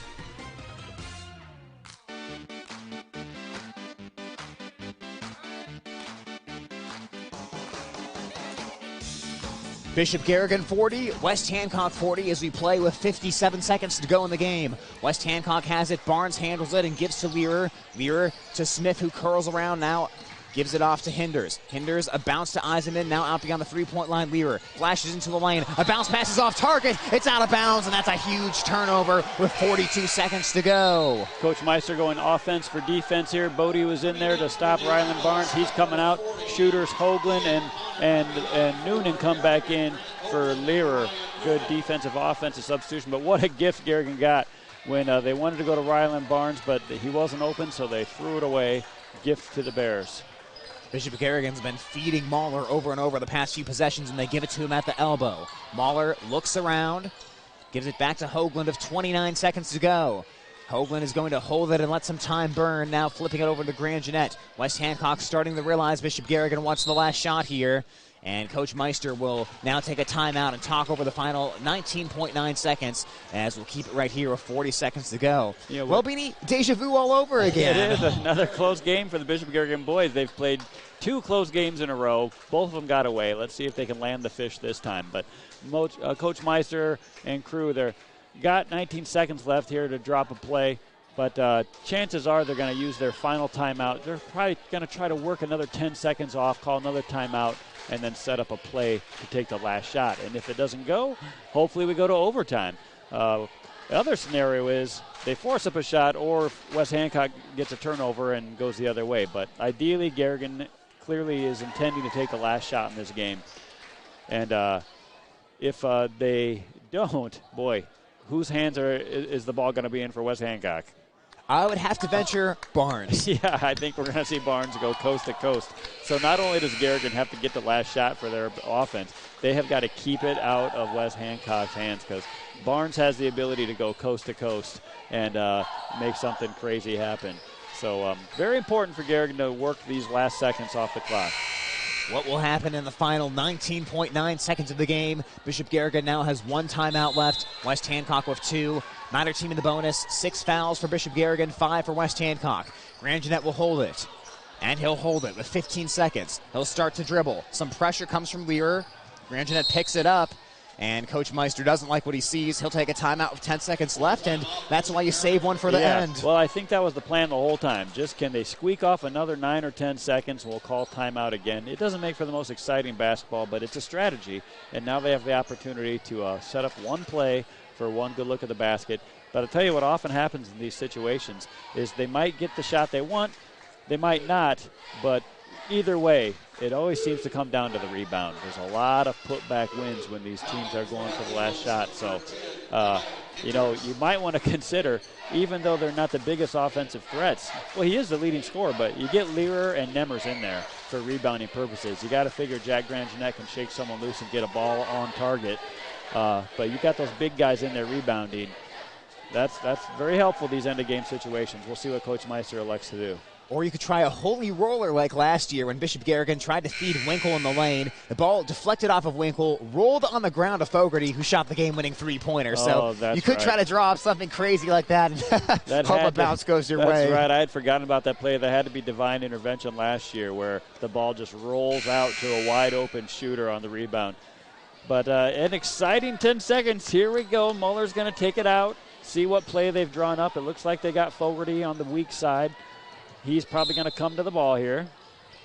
Mahler holds it above his head and flips it into Grand Jeanette for 9 seconds, and West Hancock will immediately foul the Bishop Garrigan Jr. Oh, I failed to realize that. Yeah, they have one more foul to give before. Well, now they can't foul because I would put Garrigan to the line, but that foul was a freebie for West Hancock because all it was going to do is take a second off the clock. But if they foul again, Garrigan shoots.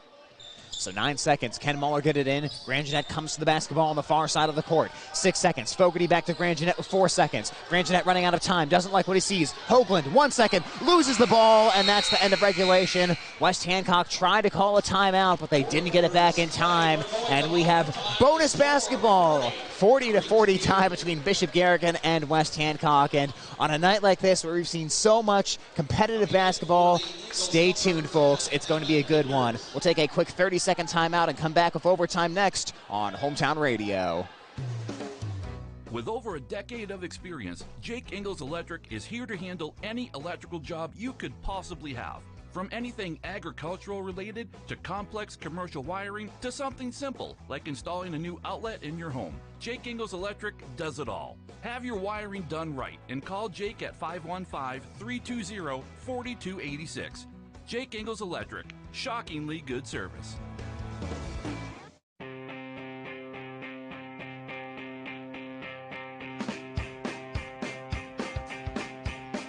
Bonus basketball here from Bishop Garrigan High School, where right now the Golden Bears and the West Hancock Eagles are tied at 40. Both teams trying to turn around slow starts to the season. And West Hancock right now looking for their second win in a row, 4th overall in the season. Bishop Garrigan trying to snap out of this 8-game losing streak they're currently on, and nothing decided yet.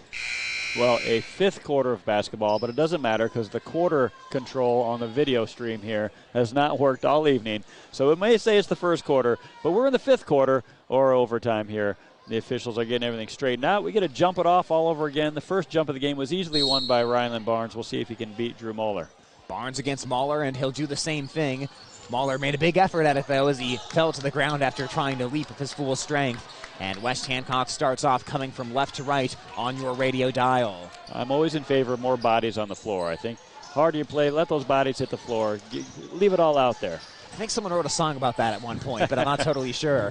3:39 on the clock to the near side to Eisenman, guarded by Grand Jeanette, and he'll hand it off to Barnes with his 4 fouls. He's been managing to avoid them, though, for the past multiple minutes of the 4th quarter and now start of this overtime period. He has it just right of center. Bodie standing about 5 feet back from him as Barnes backs up a couple of steps with 3:21 on the clock. Everything open in the middle right now, so flip it towards the right to Learer. One dribble to the left and gives it to Smith, who curls around. A bounce to the baseline. Barnes now top of the key. Open look from 3 for Hinders. Off the back iron, and Barnes sails in for the offensive rebound. Big board there. Barnes now pumping with 3:03 on the clock. Stopping at the elbow and flipping it left to Learer in front of the Garrigan student section. Works back to the right. Around the perimeter it goes to Smith. Smith to the left to Barnes. Attacks against Bodie. Stops and kicks it back beyond the three-point line. West Hancock just probing and probing here, looking for a shot. They'll get a floater from the lane. It misses off to the left. Another offensive board, though, for Eisenman. 2:41 on the clock. A three-point try for Hinders. It wedges. Another offensive board, and now a foul by Ryan Noonan. 4 opportunities there, and that possession ran almost a minute 30 off the clock. Wow, West Hancock really hammering the offensive boards, getting 3 looks, taking that three-point shot. When Eisman put up that three-point shot, the whole West Hancock bench said, no. I think they realized, hey, we're getting offensive boards. Let's work for a good shot. But, hey, here's a good shot, a free throw. Logan Lear, 2 of 9 at the line this year, and now he's 2 of 10 as he can't get the 1-and-1. It gets tipped to the far side of the court. It's out of bounds, and after a brief hesitation, the referees will give the ball to Bishop Garrigan with the help of dozens of referees in the Garrigan student section. Well, armchair referees are the favorite of the referees. Everyone's got the right call from a long ways away. 2:33 on the clock. Bodie whips a pass in between defenders, threading the needle to get it into the front court with 2:28. Now maybe that long possession works against West Hancock if Garrigan can score. Bodie floats and it spins out. Another close look, and now Bodie fouls Barnes on the rebound. Well, sending him back to the free throw line again. 40-40. I guess why wouldn't there be a low-scoring 5th quarter? Because the rest of the game has been pretty low-scoring. Garrigan scored 2 points the entire 3rd quarter, and now we've got almost half the overtime through. No points scored by either team. I beg your pardon, that was Fogarty getting called for his 3rd foul of the night. 1-and-1 here for Barnes. Spins it up, and he'll drain that one to give West Hancock the 41-40 lead. Barnes now with 13 points so far tonight. Another big foul shot on the way here. Spins it up. Off the back of the iron, and Mahler secures the big rebound. Now Bishop Garrigan can take the lead with a field goal. West Hancock does have 6 fouls, so they're going to want to avoid fouling here. A whipping pass into the lane, right to Bodie. He catches it and he scores it. Well, that's a great look, finding Bodie underneath the basket there for the easy bucket. Great assist inside there, just whipped it right inside to Bodie, and he did not hesitate. Bishop Garrigan up 1, 42-41. We're under 2 minutes to go. Curling into the lane. Vera gives it off to Smith. A scoop layup on the score. West Hancock now back in front, 43-42. Wow, what a good drive to the bucket by Smith. He's been doing it all night, but they just haven't fallen for him. He gets a big one there to go in overtime. Big moment there for Smith. Like you said, he's been waiting for it all night. Mahler to the left of center, flips it over to Bodie. Bodie pumps above his head once with 1:30 to go. Now across the way to Noonan. Catch and shoot triple. Bounces off the iron, and Barnes skies for the rebound. Oh, big rebound there by Ryland Barnes. A good look by Noonan. It just didn't fall. Barnes gives it to Eisenman. Almost an attempted steal there for Bishop Garrigan, and also almost a foul. 1:13 on the clock. Smith up top to Eisenman, comes back into the near corner. Learer dribbles around Grandjeanette, gets right to the bucket, scoops the layup in and scores. He beat Grandjeanette off the dribble that time, and it's a 3-point West Hancock lead. Oh, it's okay if Grandjeanette beats, but the defense has got to rotate. Everyone just stood still and watched the layup happen. Now Grandjeanette catches with 52 seconds to go. Up to the top of the key, Fogarty tries to tie the game with a 3. It clanks off the front of the iron, and Smith rebounds with under 50 seconds to go. And now Noonan has to foul Eisenman. Noonan comes up and pushes Eisenman. At least no time went off the clock there. Going to put Eisenman to the free throw line right away, because I don't know if Garrigan has the defensive pressure at this point to force a turnover.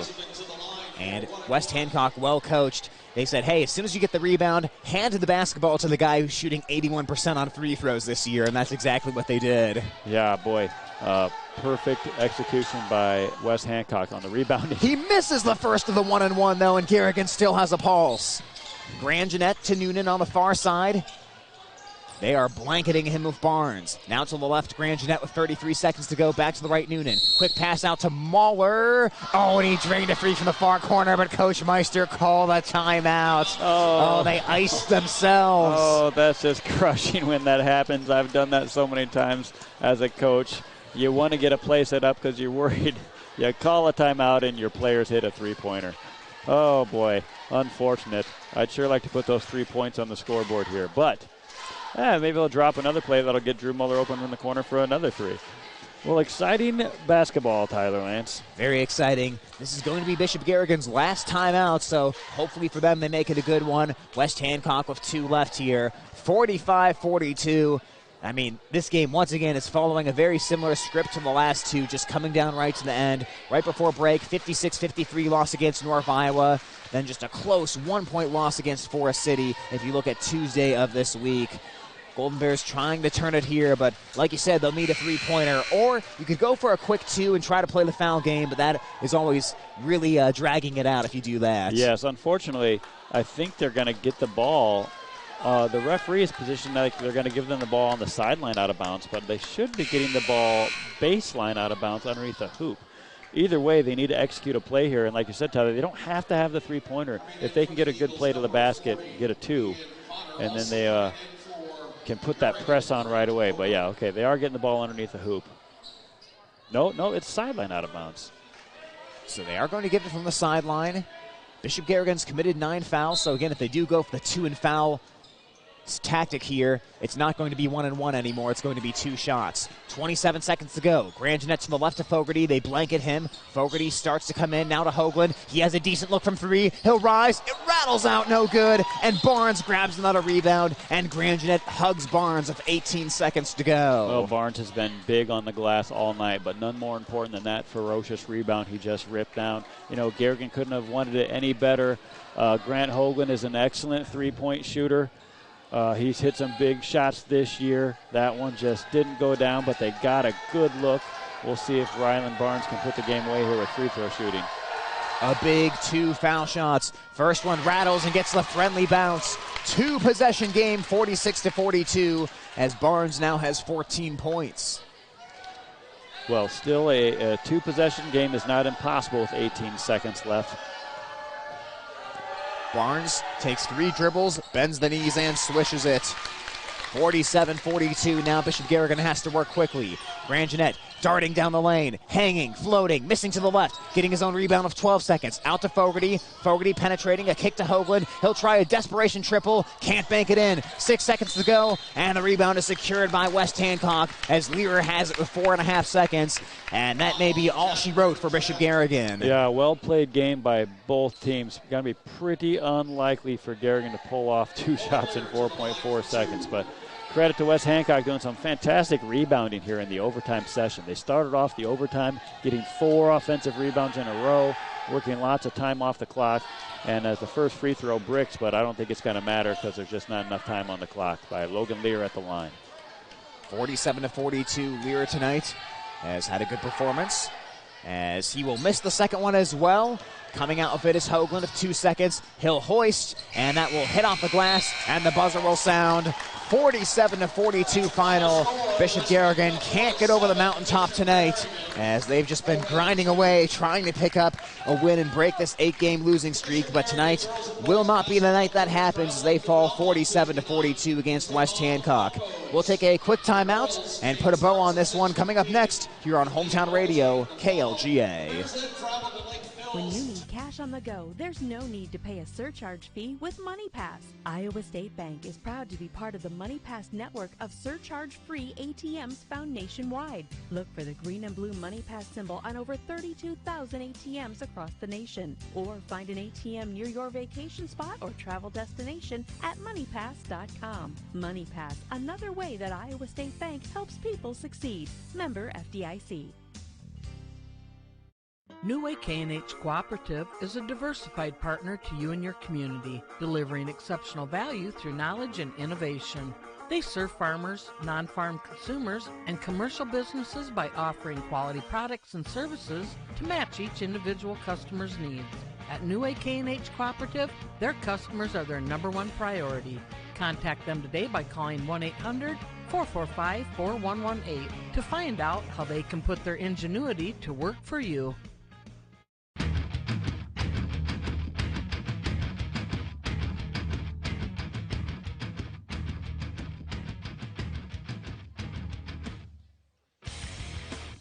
47-42, the final tonight as Bishop Garrigan loses to West Hancock and falls to 1-10 on the season, 1-6 in conference play. West Hancock has their second consecutive win in a row as they've now beaten Belmont Clemmy and Bishop Garrigan coming out of the break, and they improve their record to 4-7 and 3-4 in conference play. I'm Tyler Lance alongside Beanie Bodie as we wrap it up for tonight.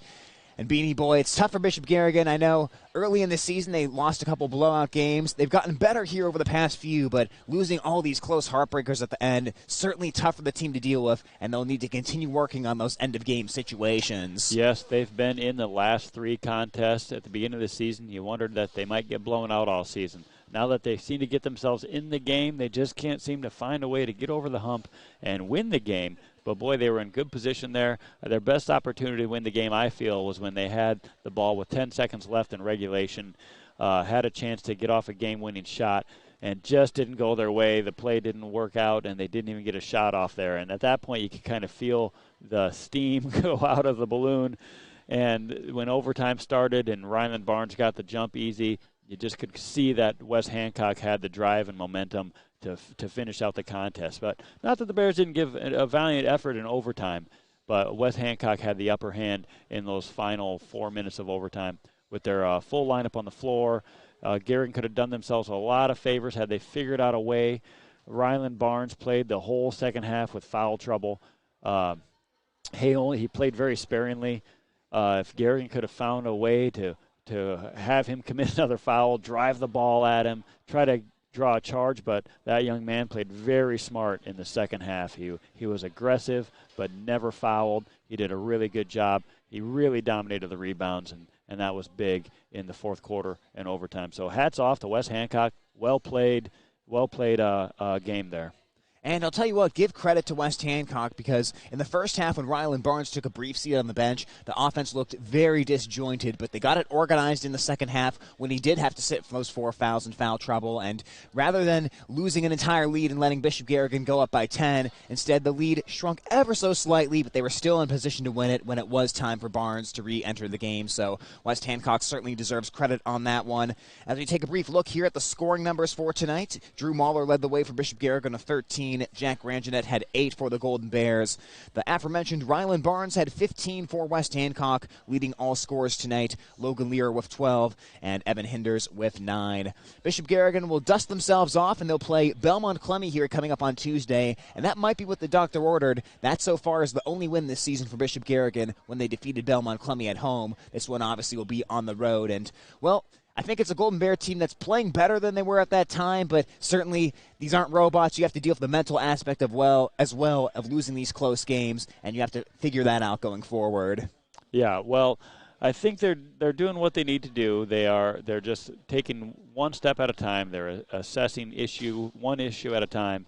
And what would you say would be the big issue from this game that Garrigan needs to improve on? They've seemed to have gotten a little bit better defensively. They've gotten a little bit better on finding shots. What's the next big step they need to take forward?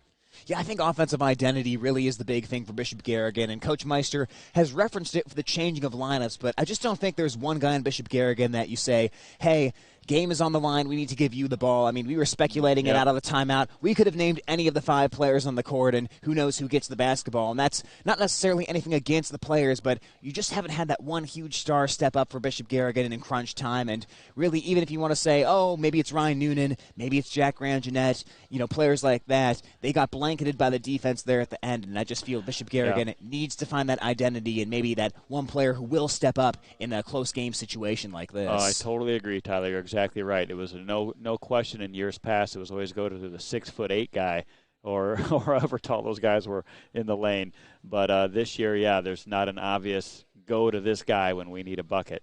But they did get some good looks there at the end of overtime. They just didn't fall, and that's the way sports go. That is the way sports go as Bishop Garrigan still trying to improve this season. Again, they dropped to 1-10 for the 47-42 loss against West Hancock, and they'll try again coming up on Tuesday against Belmont Clemmy. Well, in the meantime, just a quick programming note. Tomorrow we'll bring you Breakfast with the Coaches coming back to AK's Chrome Kitchen starting at 9:05, so we'll hear from the coaches around the area. Also tomorrow, for those interested, it's Algona basketball against Garner Hayfield Ventura, the North Central Conference, going up against the top of Iowa West. That one will be on Home Country Radio and on the Algona High School Media YouTube page as well. So that's what to look for coming up tomorrow. And in the meantime, we do give a big thank you to all of our streaming sponsors for tonight, which include Kemna Auto, where it's not just about the car, it's about the care. State Farm Insurance Agent Billy Offerman. Algona Municipal Utilities, where they're community-owned for community benefit, as well as Families of Bishop Garrigan, sponsoring streaming tonight, and of course, Greg Penning and Company, Certified Public Accountants, the scoreboard sponsor in this one. That'll do it for us, however, tonight. Once again, final score, Bishop Garrigan falls to West Hancock, 47-42. More Sports Club members making these broadcasts possible on Hometown and Home Country Radio.